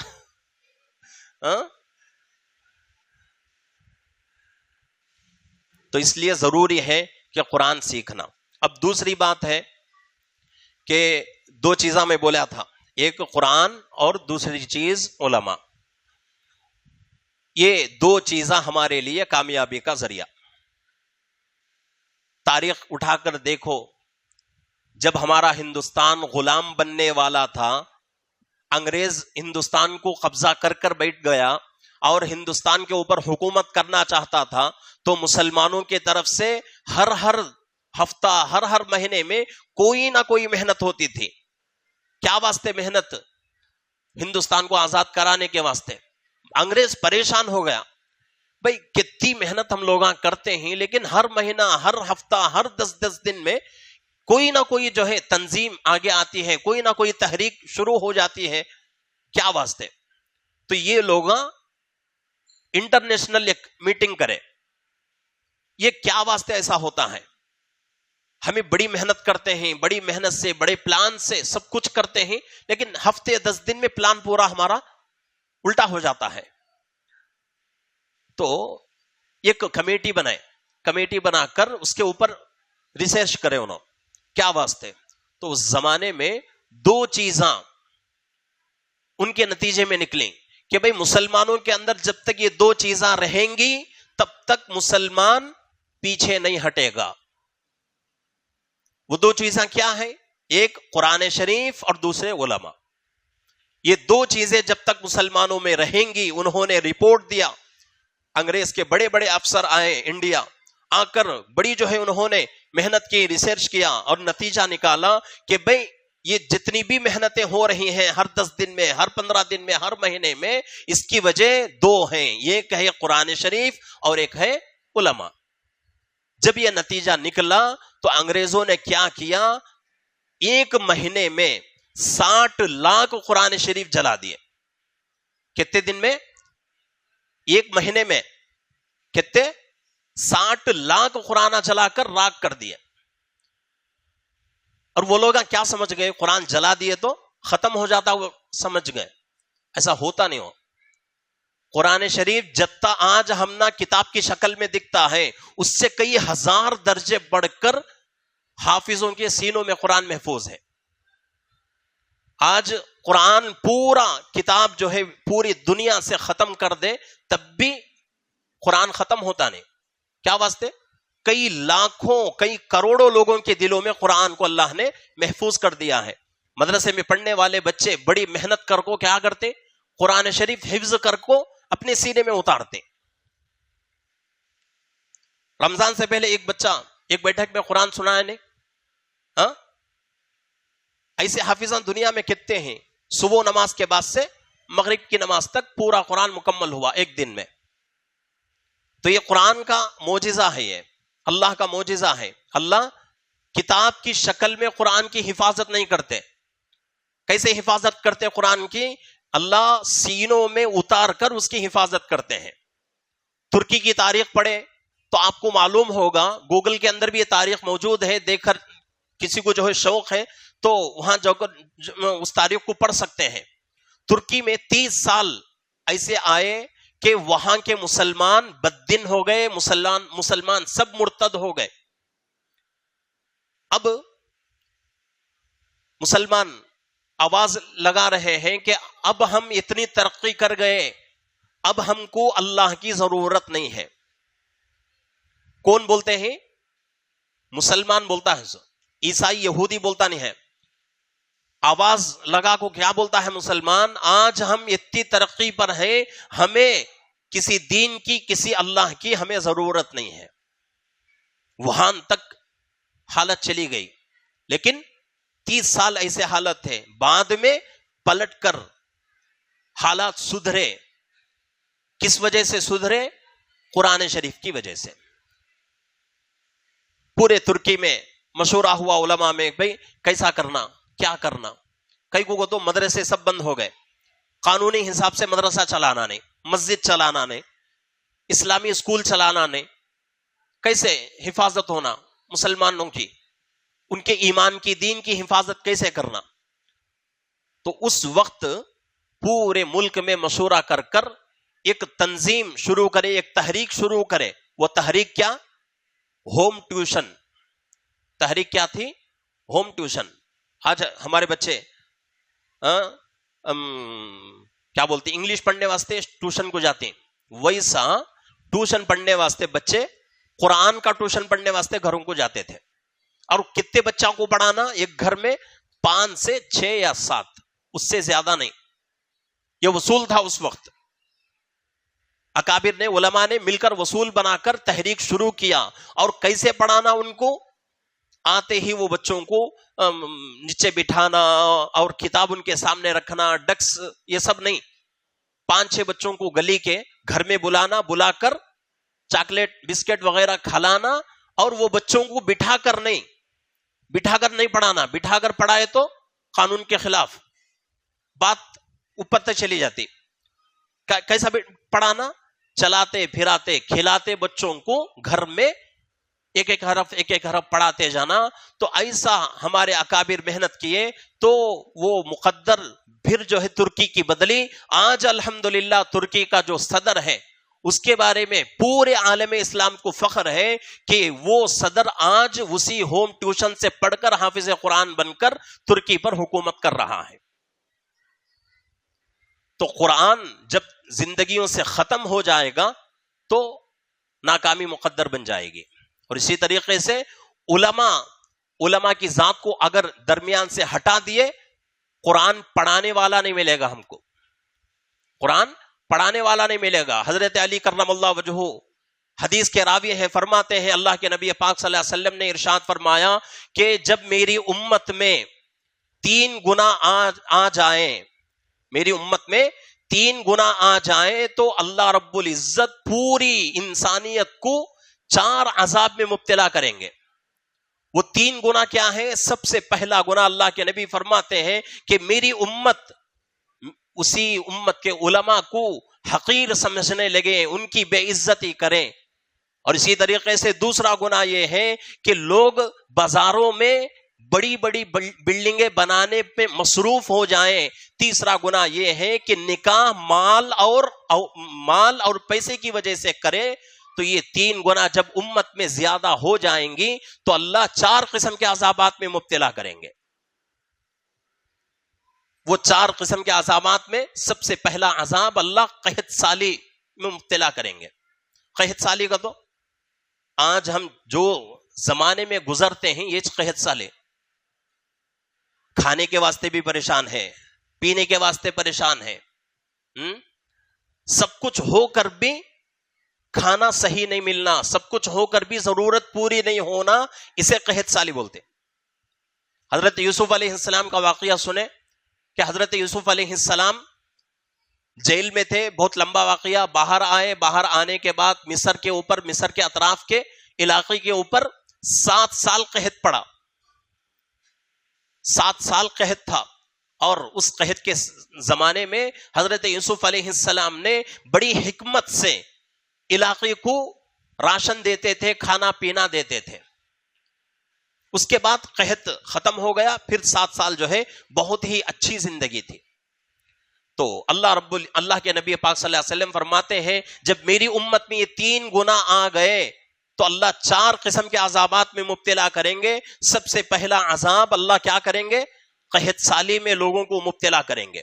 اب قحط سالی آ جائے تو انسان در بدر ٹھوکر کھاتا رہے گا، کماتے ہیں، صبح سے شام تک محنت کرتے ہیں، لیکن ضرورت پوری ہوتی نہیں ہے۔ جتنا ہم کماتے ہیں وہ کمائی ہمارے خرچے سے بہت کم، کیا کرنا سمجھ میں آتا نہیں ہے لوگوں کو، اس سے کیسا بچنا کیا بھی شکل نہیں ہے۔ تو ایسی حالت میں ہی تو یہ سب سے پہلا گناہ اور سب سے پہلا عذاب۔ اور دوسرا عذاب بادشاہ کی طرف سے مظالم اور ظلم ہونے شروع ہو جائیں گے۔ حالت دیکھتے ہیں نہیں، بادشاہ کی طرف سے ظلم زیادہ ہوتا۔ اب مسلمانوں کے اوپر اس سے بھی بڑا ظلم کیا ہے بولو؟ آج ہمیں الحمدللہ مسجد میں بیٹھے ہیں، فیانہ کے نیچے ہیں، دلی میں ہمارے بزرگاں وہاں کے مسلمان آس پاس کے میدان میں پڑھ کر ہیں، دھرنے پہ بیٹھ کر ہیں، کیا واسطے ہیں؟ وقف کی جائیدادوں کو بچا لینے کے واسطے۔ مال مسلمانوں کا، دینے والے مسلمان، لینے والے مسلمان، لیکن حکومت کس کی ہے؟ ظالم بادشاہ کی حکومت۔ انہیں جیسا چاہتا ویسا ہمارا مال خرچ کرتا۔ اب اس سے بڑا ظلم کیا ہو سکتا ہمارے اوپر؟ ہمارے گھر میں گھس کو کون تو بھی ہمارے گھر کو کنٹرول میں لیا تو کیسا رہتا؟ یہ سب کو بھی ہے نہیں، کیا احساس ہوتا نہیں ہے؟ کیا سمجھتے ہیں کہ بھئی کیا بھی ہوتا نہیں لے؟ یہ وقف کا جو مسئلہ کھڑا ہوا ہے، کتنے بھولے بھالے مسلمان ایسے ہیں جو اپنی زبانوں سے کہہ رہے ہیں کہ بھئی حکومت جو کر رہی ہے بالکل صحیح کر رہی ہے۔ اتنے جو ہے بزدل ہو گئے ہم لوگ۔ ایک ساتھی ہم نہ سمجھانا وقف کے بارے میں بیان میں بولتے رہے تو منجے ڈائریکٹ بولتا نہیں ہے، ایک بیچ پہ ایک آدمی کو رکھو بولنے فرماتا ہے، کئی کو مفتی صاحب پریشان لیتے ہیں، صرف گورنمنٹ سے کال لڑتی ہیں ہمیں۔ اتنا بزدل ہو گئے، بولنے کی بھی طاقت ختم ہو رہی ہے، جو بولتا ہے اسے بھی بولنے دیتے نہیں۔ یہ حالت ہماری ہے۔ اب ہمیں کیا کر سکتے؟ کیا ہمارے اوپر دوسری جو ہے آنے والی نسل یقین کر سکتی؟ تو اس لیے ان 3 گناہوں کو اپنی زندگی سے باہر نکالنے کی ضرورت ہے۔ پہلا عذاب قحط سالی میں اللہ مبتلا کریں گے، دوسرا عذاب ظالم بادشاہ مسلط ہوگا اور ظلم کرتا ہی جائے گا، اور اس کے ساتھ ساتھ تیسرا جو ہے حکام خیانت کرنا شروع کر دیں گے. یعنی کہ حکام کسے بولتے ہیں؟ جو بڑے بڑے آفیسراں ہیں، گورنمنٹ آفیسراں، ڈپارٹمنٹ کے کسی بھی ڈپارٹمنٹ سے ہو، انہیں کیا کرتے ہیں؟ خیانت کرنا شروع کرتے ہیں. وہ خیانت کیسا؟ مال کے ذریعے سے کرے، جان کے ذریعے سے کرے، کوئی بھی چیز ہو خیانت. تو وہ بھی ہوتا ہے آج. کون بھی ہم نہ سپورٹ دینے تیار نہیں. ہمارے سامنے ایک، ہمارے پیچھے ایک، تو یہ خیانت ہے. یہ عذاب بھی ہمارے اوپر مسلط ہوگا. اور چوتھا عذاب اللہ کے نبی پاک صلی اللہ علیہ وسلم فرماتے ہیں کہ دشمنوں کے پیدر پہ حملے ہوں گے. دشمنوں کے پیدر پہ حملے ہوں گے، یعنی کہ ایک حملہ ختم ہوتا نہیں دوسرا حملہ شروع ہو جاتا، دوسرا حملہ ختم ہوتا نہیں تیسرا حملہ شروع ہو جاتا. دیکھتے چھے ہمیں. الحمدللہ اللہ کا شکر ہے کہ ہم ساؤتھ کے علاقے میں ہیں، ساؤتھ کا علاقہ کچھ محفوظ ہے، اور آج ہم نارتھ کے علاقے کے مسلمانوں کی بارے میں نیوز کے ذریعے سے، سوشل میڈیا کے ذریعے سے سن رہے ہیں، دیکھ رہے ہیں، پڑھ رہے ہیں. اگر ان چیزوں کو دیکھ کر سنبھل گئے، سدھر گئے، اللہ کی مدد رہے گی. نہیں سدھرے، نہیں سنبھلے تو کل ایسی حالت بھی آ سکتی کہ ہمارے بارے میں دوسرے اسٹیٹ کے لوگ پڑھتے. اس لیے وہ وقت آنے سے پہلے اپنے آپ میں سدھار پیدا کرنے کی ضرورت ہے، اور اپنے آپ میں تبدیلی لانے کی ضرورت ہے. تبدیلی نہیں آئی تو حالات کیسے ہوں گے معلوم نہیں. اور آج علماء کے تعلق سے کہ لوگ علماء سے دور ہوتے جا رہے ہیں. میں اکثر ایک بات بولتا رہتا ہوں کہ بھئی کسی بھی ایک عالم سے جڑنا ہمارے لیے نجات کا ذریعہ ہے. وہ عالم کوئی بھی ہو، ہمارے گاؤں کا، باہر کے گاؤں کا، چھوٹا بڑا، اس سے مطلب نہیں. کسی ایک عالم سے جڑنا ہمارے لیے خیر کا ذریعہ ہے. ان حالات میں، ان فتنوں کے زمانے میں کسی نہ کسی عالم سے جڑ کر زندگی گزارنا بہت ضروری ہے. جڑنے کی دور کی بات، علماء کی قدر بہت دور ہو گئی وہ چیز. آج زمانہ کیسا ہے، علماء کو بے عزت نہیں کرے تو بس وہ بڑی غنیمت سمجھ میں آتی ہے. تو یہ حالات ہیں ہمارے. تو اس لیے قرآن سے اپنا رشتہ مضبوط کرنا اور علماء سے اپنا ربط مضبوط رکھنا، یہ دو چیزیں اگر زندگی میں آ گئیں تو انشاءاللہ اللہ ہر چیز میں ہمیں کامیابی دیں گے. قرآن پڑھتے ہیں، قرآن پر عمل کرتے ہیں، لیکن علماء کی ہم نہ ضرورت نہیں ہے بولے تو ہوتا نہیں، کام چلتا نہیں. علماء نے تو ہماری زندگیاں کیسے راستے پر آ سکتے ہیں. نماز پڑھانے والا ہم نہ عالم، دین کی بات بولنے والا ہمارا عالم، جنازہ پڑھانے والا عالم، بچہ پیدا ہوا تو نام رکھنے والا عالم. عالم سے ہماری زندگی 100% جڑی ہوئی ہے. دنیا کی زندگی تو چھوڑ دیں.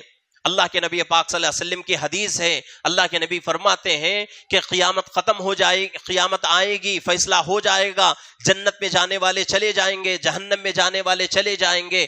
جنتیوں کو جنت میں بھی علماء کی ضرورت پڑے گی. جنتیوں کو جنت میں بھی علماء کی ضرورت پڑے گی. صحابہ نے پوچھا کہ اللہ کے نبی جنت میں کسی چیز کی ضرورت نہیں ہے، پھر علماء کی ضرورت کیسے پڑے گی؟ تو اللہ کے نبی نے فرمایا کہ اللہ اعلان کریں گے سب کچھ دیکھ کر کہ بھئی سب کچھ میں دے دیا تم کو، جو چاہے وہ مل گیا، اب تمہاری کچھ ضرورت ہو تو بتاؤ. جنت کیسی جگہ بولو؟ ہر خواہش پوری ہوتی، ہر خواہش پوری ہوتی. بنگلور میں مدرسے میں پڑھتے ہو تو قرآن پاک کا ترجمہ حضرت پڑھاتے تھے. پڑھاتے پڑھاتے حضرت ایک واقعہ بولے. ایک حضرت مولانا ہے نا، ایک جگہ بیان کرتے ہیں جنت کے بارے میں. بھئی جنت میں ہر چیز ملتی، جو پسند کرے تو ملتی، جو چاہے تو ملتی، جو نیت کرے وہ سامنے آ جاتی. تو ایک آدمی اٹھ کو پوچھا کرتے ہیں حضرت سگریٹ ملتا کیا بول کر جنت میں سگریٹ ملتا کیا اور پوچھا کرتے ہیں. تو حضرت جواب دیا کرتے ملتا با لیکن سلگا لینے واسطے جہنم میں جانا پڑتا گئے. جائز اور اچھی چیزوں کے بارے میں بات ہوتی. سگریٹ یہ سب انسان کی طبیعت کو خراب کرنے والی چیزاں، اس کا تذکراج نہیں، وہ تمام چیزاں مکروہ ہیں. اگر کوئی ڈاکٹر کسی آدمی کو بول دے کہ بھئی سگریٹ نہیں پینا تو اس کے لیے حرام بھی وہ چیز. سگریٹ دور کی بات، پیٹ بھر گیا، پیٹ بھرنے کے بعد فقہا فرماتے ہیں کتابوں میں لکھا ہوا ہے کہ پیٹ بھرا ہوا ہے اس پر ایک لقمہ کھانا بھی حرام ہے. کیوں؟ اس لیے کہ اس ایک لقمے سے اس کی طبیعت خراب ہوتی ہے. کھانا حلال چیز کچھ پیٹ بھرنے کے بعد ایک لقمہ کھائے تو حرام کر کو شریعت بولتی ہے. اب سگریٹ آنگتے، پان پراگا، یہ پان مسالے، یہ سب آج کل بڑا فیشن ہوگا، اور خاص کر نوجوانہ کتنے بچوں کو دیکھتا ہوں صبح میں آج نماز پڑھا کو جاتا ہوں، کیا وہ ٹائم پہ سیدھا منہ بھی دھوئے رہتے نے. ایک بچہ، نوجوان بچہ گاڑی چلاتا ہے، ایک ہاتھ سے سگریٹ پیتا ہے اور گاڑی چلاتا آ جاتا ہے صبح میں 6 بجے. کیا حالت آ گئی دیکھو. یہ چیزاں جو ہے انسان کی طبیعت کو خراب کرنے والی چیزاں ہیں. جو چیز سے انسان کی طبیعت خراب ہوتی اس چیز کا استعمال شریعت میں کچھ چیزوں کے بارے میں ناجائز کا فتویٰ ہے، کچھ چیزوں کے بارے میں مکروہ کا فتویٰ ہے. شراب، اس کے بارے میں تو فتویٰ اٹل ہے، قرآن کا، حدیث کا، اللہ کے نبی کا، کہ بھئی حرام ہے حرام ہے حرام ہے. اب اسے بہانے بنا کو جائز بنا لیے تو اب کیا بولنے نہیں. تو اس لیے علماء ہمارے لیے بہت ضروری ہیں. تو بات کہاں سے کہاں تک گئی؟ تو اللہ رب العزت کا حکم ہوتا کہ جنتیوں اب کسی چیز کی ضرورت ہے تو لوگ پریشان ہوں گے، اللہ سے کہیں گے کہ اللہ ہمیں ہر چیز مل گئی پھر بھی آپ کا حکم ہو رہا ہے کہ کسی چیز کی ضرورت ہو تو بولو پورا کروں گا. پریشان ہو کر اس وقت سوچیں گے کہ بھئی یہ ہمارا مسئلہ کہاں حل ہوگا؟ ہمارے علماء کے پاس حل ہوگا. اور جنتی لوگ جنت میں علماء کو ڈھونڈتے ہوئے آئیں گے. علماء کا مقام بہت اونچا رہے گا اور بہت اونچے مقام پر رہیں گے، پھر بھی ڈھونڈتے ہوئے علماء کے پاس آئیں گے اور کہیں گے کہ اللہ کی طرف سے حکم ہو رہا ہے، اس کا جواب کیا دیں؟ تو اس وقت جنت میں علماء مسئلہ بتائیں گے کہ بھئی اللہ کا حکم چیزوں کے بارے میں نہیں ہو رہا ہے، اللہ کا حکم جو ہو رہا ہے اللہ کی دیدار کے تعلق سے ہو رہا ہے. اللہ سے کہو کہ اللہ ہر چیز مل گئی لیکن اب تک ہمارا آپ کا دیدار نہیں ہوا. تب اللہ کیا کریں گے؟ اس جواب کو سن کر اللہ اپنا دیدار جنتیوں کو کرائیں گے. جنت میں ضرورت پڑتی ہے عالموں کی، علماء کی. اب دنیا 24 گھنٹے ہماری علماء سے ہماری زندگی جڑی ہوئی ہے. علماء ہمارے رہبر ہیں، علماء ہمارے رہنما ہیں، اور علماء ہمارے سب کچھ ہیں. تو اس لیے ان کے اوپر یقین پورا ہونا ضروری ہے. اگر ان کے ساتھ بدزنی پیدا ہو گئی تو دین سیکھنا مشکل. دین سیکھنا مشکل. لکھا ہوا ہے مسئلہ کہ اگر کوئی آدمی کسی عالم سے علم کی وجہ سے بغض رکھتا ہے تو وہ کافر ہے. علم کی وجہ سے اس کے سینے میں جو علم ہے اس علم کی وجہ سے وہ آدمی عالم سے دشمنی کرتا ہے تو وہ آدمی کافر نہیں. اس کے دل کے اندر جو علم ہے اس علم کے بارے میں اس کو معلوم ہے کہ بھئی یہ علم ہے اور علم کو وہ بہتر بھی جانتا ہے، لیکن اپنے کسی چیز کی وجہ سے، کسی بات کی وجہ سے دشمنی کرتا ہے تو لکھا ہوا ہے صاف مسئلہ کہ وہ آدمی بہت بڑا فاسق، بہت بڑا گنہگار ہے. اور اس کے بارے میں یہ حکم دیا جا سکتا ہے کہ وہ آدمی اس گناہ پر اسی طرح اڑا رہا تو جاتے جاتے جاتے جاتے کفر تک پہنچ جائے گا. تو اس لیے یہ دونوں چیزیں ہمارے لیے ضروری ہیں، ایک قرآن شریف اور ایک علماء. قرآن شریف ہم کو راستہ دکھاتا ہے، اور اس قرآن کو پڑھاتا کون ہے؟ عالم، اور ایک حافظ ہم کو پڑھاتا ہے. تو اس لیے ضروری ہے کہ علماء کی قدر کریں اور علماء کے ساتھ ربط مضبوط کریں، اپنا رابطہ مضبوط رکھیں. اور جو قوم علماء سے اپنا رابطہ مضبوط رکھتی ہے اس کو کسی طرح کی کوئی پریشانی نہیں ہوتی، اور جو قوم علماء سے بدظن ہو کر دور ہو جاتی ہے تو وہ قسم قسم کی پریشانیوں میں، قسم قسم کی مصیبتوں میں پھنس جاتی ہے.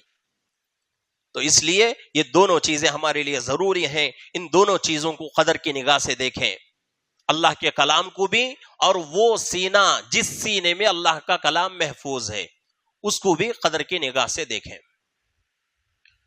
نہیں، اگر علماء کی بے عزتی کرتے رہے، علماء کی قدر ہم نہیں کر سکے، تو پھر ان کے پیچھے ہم نماز پڑھتے ہیں. یہ بھی مسئلہ لکھا ہوا ہے کہ جس مقتدی کے دل میں امام کی دشمنی رہتی ہے، بغض رہتا ہے، اس امام کے پیچھے اس مقتدی کی نماز نہیں ہوتی، نماز نہیں ہوتی اس کے پیچھے. اب ہم کو کیا کرنا پڑے گا؟ امام، یا تو امام کو بدلنا پڑے گا یا تو مسجد بدلنا پڑے گا، دونوں میں کوئی ایک.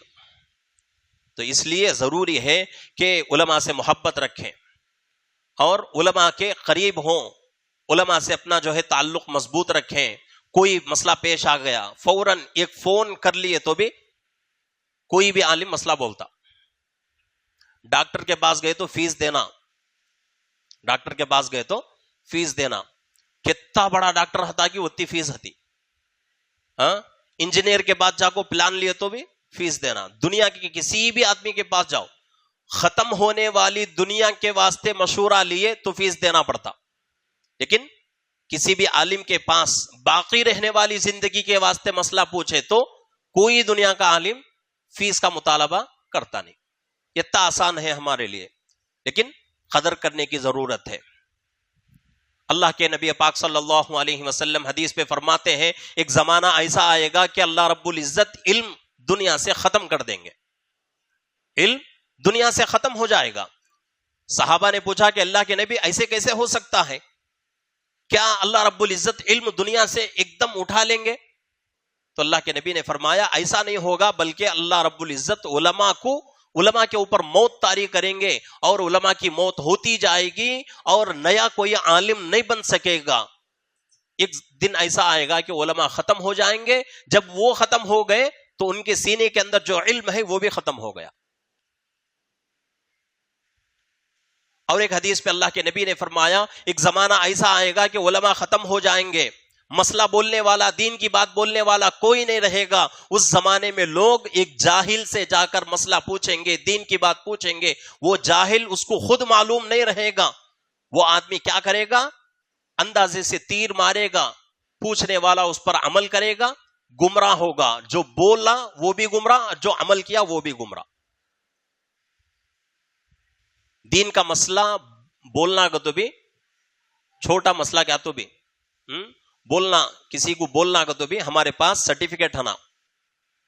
اللہ کے نبی کی حدیث یہ بھی ہے کہ وہ عالم جو مسئلہ بولنے میں غلطی کر جائے اللہ اس کو ایک ثواب دیں گے، اللہ اس کو ایک ثواب دیں گے. اور وہ عالم جو مسئلہ صحیح بولا اس کو اللہ 2 ثواب دیں گے. غلط کیوں بولا؟ کسی پریشانی کی وجہ سے، یا مسئلہ ذہن میں نہیں ہے، پڑھ لیا مسئلہ لیکن ذہن میں نہیں ہے تو اس کی وجہ سے غلط بول دیا. غلط بولنے پر اس اللہ کے پاس عذاب نہیں بلکہ ایک ثواب اس کو ملتا. تو علماء کا اتنا اونچا مقام ہے. والذین اوتوا العلم درجات، اللہ قرآن میں بتا رہے ہیں کہ علماء کا مقام بہت اونچا ہے. اللہ نے علماء کا درجہ بہت اونچا کر دیا ہے. تو اس لیے ان دونوں چیزوں سے اپنا رشتہ مضبوط رکھیں، ایک قرآن شریف اور ایک علماء. رشتہ مضبوط ہو گیا تو انشاءاللہ کامیابی ہماری مقدر بنے گی، اور ہم جس میدان میں رہیں گے اس میدان میں ہم کامیاب رہیں گے. اور اس زمانے میں منمانی زندگی گزارنے سے پرہیز کریں، اپنے آپ کو بچائیں. اس وقت ہمارے بڑے اکابر نزاکت کو دیکھتے ہوئے، حالات کو دیکھتے ہوئے جیسا مشورہ دے رہے ہیں، وہ مشورہ ہم کو پسند ہو یا نہ ہو پھر بھی کرنے کی کوشش کریں. ہماری مسجد میں صبح کی نماز میں قنوت نازلہ پڑھتے ہیں. الحمدللہ. یہ کیا ہمیں منمانی طریقے سے پڑھتے ہیں؟ نہیں، علماء بولے بھئی اس وقت ہندوستان کے مسلمانوں کے لیے ضروری ہے کہ قنوت نازلہ کا اہتمام کریں. قنوت نازلہ کا مقصد کیا ہے، کیوں پڑھتے ہیں؟ یہ اللہ کے نبی کی سنت بھی ہے، اور حالات جب خراب ہو جائیں مسلمانوں پر، دشمن زیادہ حملہ کرنے کا ارادہ رکھے اور حملے کرنا شروع کر دے، اور ایسے وقت میں قنوت نازلہ کا اہتمام اللہ کے نبی نے بھی فرمایا اور حکم بھی دیا کہ بھئی ایسے وقت میں قنوت نازلہ کا اہتمام کرو. اس کی وجہ سے اللہ مسلمانوں کے گناہ معاف کریں گے، اور دوسرا کام کیا ہوگا کہ جتنے لوگ مسلمانوں کو، اسلام کو ختم کرنے کی کوشش میں ہیں، ان لوگوں میں دشمنیاں پیدا ہو جائیں گی، ان لوگوں میں تفرقہ پیدا ہو جائے گا، وہ لوگ جماعتوں میں بٹ جائیں گے اور وہ کیا ہو جائیں گے، کم ہمت ہو جائیں گے. اس کی وجہ سے مسلمان محفوظ. اب کچھ لوگ اللہ معاف کرنا کیا بولتے ہیں، کہ 90 نماز پڑھاتے ہیں مفتی صاحب، کیا ضرورت ہے کہ یہ سب کرتے ہیں؟ ہاں، یہ کہ ہماری خواہش کیا؟ تو بھی میری عادت کیا ہے، رمضان آتا تو رمضان میں نماز کتنی مختصر ہے تو اتنی مختصر پڑھاتا ہوں میں، سہولت کے واسطے. صبح کی نماز ہماری مسجد میں جلدی ہوتی، یہ آج کا نہیں، سالوں کی ہماری مسجد کی سنت ہے. یہاں مسجد میں لوگوں کے واسطے سہولت رہتی، تراویح میں بھی سہولت ہے، صبح کی نماز میں بھی سہولت ہے. کئی کو صبح سے شام تک روزہ رہتے ہیں، زیادہ دیر کرے تو بھی تکلیف، زیادہ لمبا کرے تو بھی تکلیف. اس کے واسطے ایک حساب سے الحمدللہ چلتا رہتا. اب ہمارے اکابر بولے ہی بول کر ہم لوگ شروع کرے وہ عمل، اب اسے بھی انگلان کرے تو ہمیں کیا کرنا بولتا. کب ہمیں سمجھتے ہیں کیا ہمارے گھر کے اوپر وہ تکلیف آنے کے بعد ہم نہ سمجھ میں آتی کیا؟ اللہ کے نبی کی حدیث ہے کہ دنیا میں کوئی بھی مسلمان پریشان ہو تو اس پریشانی کا حصہ پورے عالم کے مسلمان اس حصے میں شامل ہونا ہے. جس طریقے سے ایک انسان کے ایک عضو میں تکلیف ہوتی ہے، ہاتھ میں تکلیف ہوئے تو پورا بدن تکلیف محسوس کرتا. پورے بدن کو تکلیف ہوتی ہے؟ نہیں، ایک ہاتھ کو تکلیف ہوتی ہے، ایسا ہوتا کیا؟ تو بھی ہاتھ میں درد ہے، تکلیف پورے بدن کو ہوتی ہے، نہیں تو خالی اسے ہوتی، پورے بدن کو ہوتی، پریشان ہوا تھا انسان. تو اللہ کے نبی حدیث میں مثال دے کے فرما رہے ہیں کہ پورے مسلمان ایک جسم کے مانند ہیں، جسم کے کسی حصے کو تکلیف ہو تو اس کا احساس پورے بدن کو ہوتا ہے. اسی طریقے سے پورے عالم میں کسی مسلمان پر کوئی مصیبت آئے تو اس کا احساس پورے مسلمانوں کو عالم کے ہونا چاہیے. یہ اتفاق ہے، یہ اتحاد ہے. کان کیوں ہوتا ہے، ہم نہ کیا لے بھائی کر بول لیے تو اللہ کے پاس وہ طاقت بھی ہے کہ اللہ وہ تکلیف وہاں سے اٹھا کو ہماری زندگی میں بھی لا سکتے ہیں. یہ بات بھولنا نہیں کبھی بھی. بازو گھر میں آگ لگی، کیا ہمیں بجھانے جاتے نے؟ کیا لے ان کے گھر میں اس لیے آگ لگی سب لوگ بیٹھے تو گچب وہ گھر جلتا اور اس کے بعد ہمارا گھر بھی جلتا.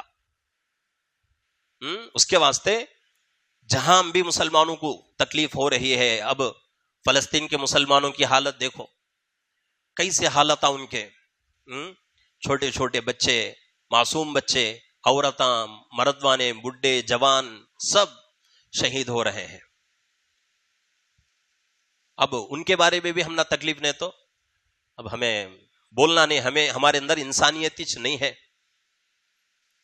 ہمارے اکابر آواز لگائے، جیسے ہی غزہ کے فلسطین کے مسلمانوں پر ظلم کرنا اسرائیل شروع کرا تو اسی وقت ہمارے اکابر نے آواز لگایا کہ بھئی جتنے بھی اسرائیل کا پروڈکٹ ہے سب کو بند کرو،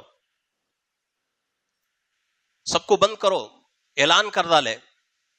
اب کتنا ہمیں عمل کرتے ہیں اس پر؟ کتنی چیزیں ہماری زندگی میں ہیں، اچھا بغارہ کھانا کھا لیے، بریانی کھا لیے تو ٹھنڈا پیتے ہیں. ہمیں کون سا پیتے؟ وہ اسرائیل کا پیتے. عادت ہوگی پہلے سے، لیکن عادت سے مجبور ہیں ہم. لیکن کوشش یہ کرنا ہے کہ بھئی جتنا ہو سکے ان مسلمانوں کی تکلیف میں ہمارا حصہ رہے، ہم بھی اس تکلیف کو محسوس کریں. اگر وہ مصیبت ہمارے اوپر آئے تو ہماری حالت کیا؟ ذرہ ہمارے کاموں میں برکت نہیں ہے، ہماری روزی میں برکت نہیں ہے تو صبح سے لے کو شام تک شکایت ہماری زبانوں پہ. وہ لوگ ان کے پاس کھانے کے واسطے بھی نہیں ہے، سونے کے واسطے، رہنے کے واسطے گھرا نہیں ہے، پھر بھی الحمدللہ وہ لوگ زندگی گزارتے ہیں، رمضان کے روزے بھی ہیں. کتنا فرق ہے ان کو ہم نا. تو اس کے واسطے بدلنے کی ضرورت ہے. مسلمان کی تکلیف میں حصہ دار بننا، اس کی تکلیف میں ہم شامل ہونا، کندھے سے کندھا ملا کر کھڑنا، یہ انسانیت ہے. ایسا اگر رہے تو انشاءاللہ وہ جہاں تکلیف ہو رہی ہے مسلمانوں کو، وہ تکلیف اللہ ختم کریں گے، اور اس کے ساتھ ساتھ ہمارے اوپر جو پریشانیاں آنے والے ہیں ان پریشانیوں کو اللہ ختم کر دیں گے. تو اس لیے ابھی رمضان کا کچھ حصہ باقی ہے، جتنا ہو سکے اللہ سے توبہ استغفار کریں، اور خصوصاً نارتھ کے، ہمارے ملک کے نارتھ کے مسلمانوں کے اوپر جو مصیبت آ کر ہیں اس کے بارے میں خاص اللہ سے دعا کریں، اور اس کے ساتھ ساتھ فلسطین کے اور غزہ کے مسلمانوں کی مدد کے لیے بھی اللہ سے خوب دعائیں کریں. سب مل کر اگر دعا کریں گے، کس کی دعا قبول ہوتی معلوم نہیں، کس کی دعا قبول ہوتی معلوم نہیں. کسی کی دعا قبول ہو گئی تو ان کی زندگی بھی بن جاتی اور ہماری زندگی بھی بن جاتی.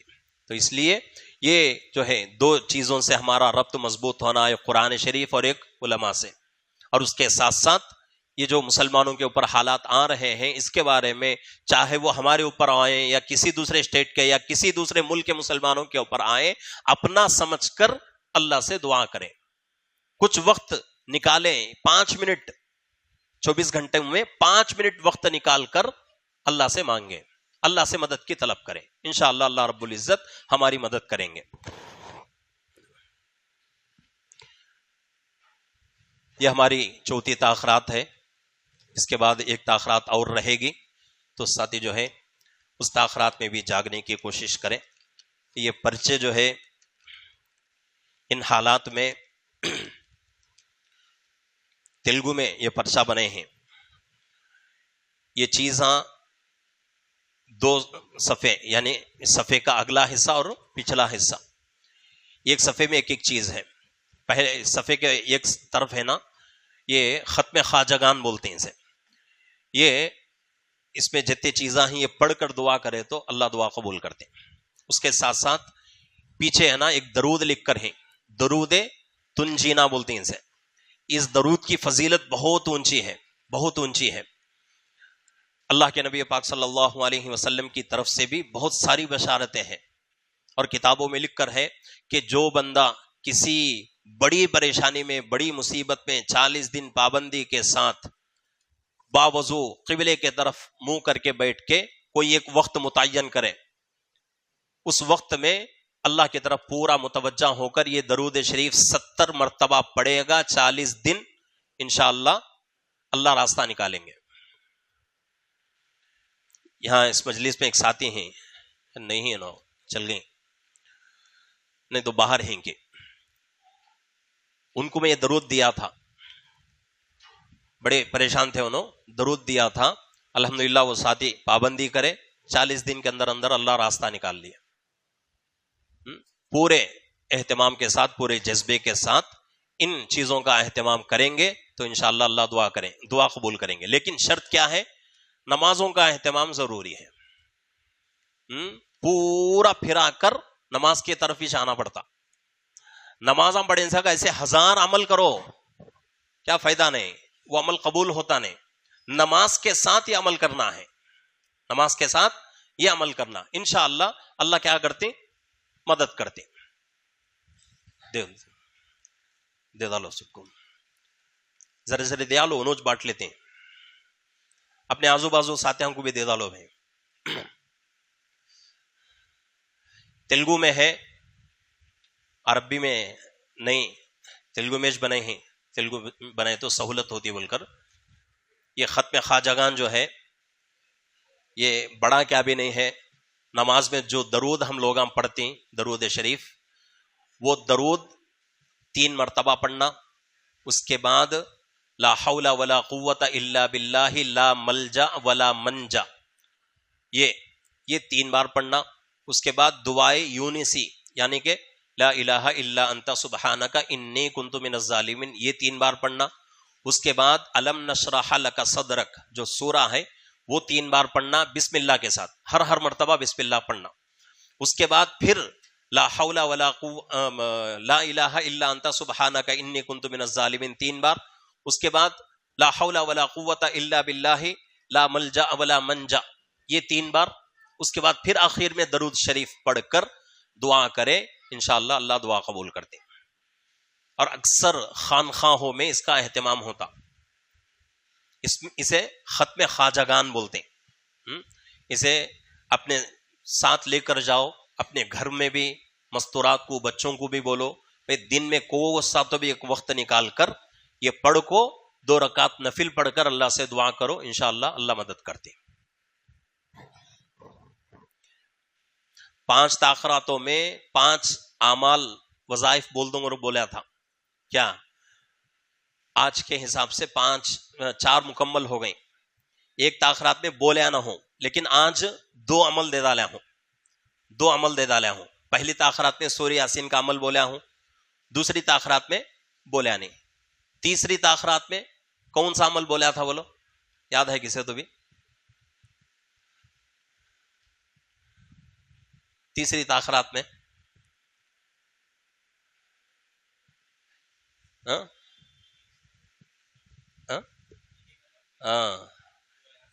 ان کو یاد ہے 5 نمازوں کے بعد 5 سورے.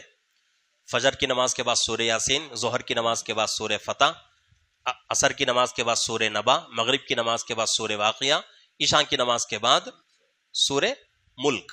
یہ 5 سورے پڑھ کر دعا کرے، اللہ دعا قبول کرتے. اور آج 2 عمل دے ڈالا ہوں تو 4 عمل مکمل ہو گئے انشاءاللہ. 5ویں تاخرات میں اور ایک عمل بھی دیتا ہوں. یہ 5 اعمال کو محفوظ کرو، یاد رکھو، موقع سے ایک عمل کرتے رہو انشاءاللہ. 5 طریقے سے محنت کرے تو کوئی ایک راستہ کامیاب ہو جاتا، کوئی ایک طریقے میں ہم کامیاب ہو جاتے.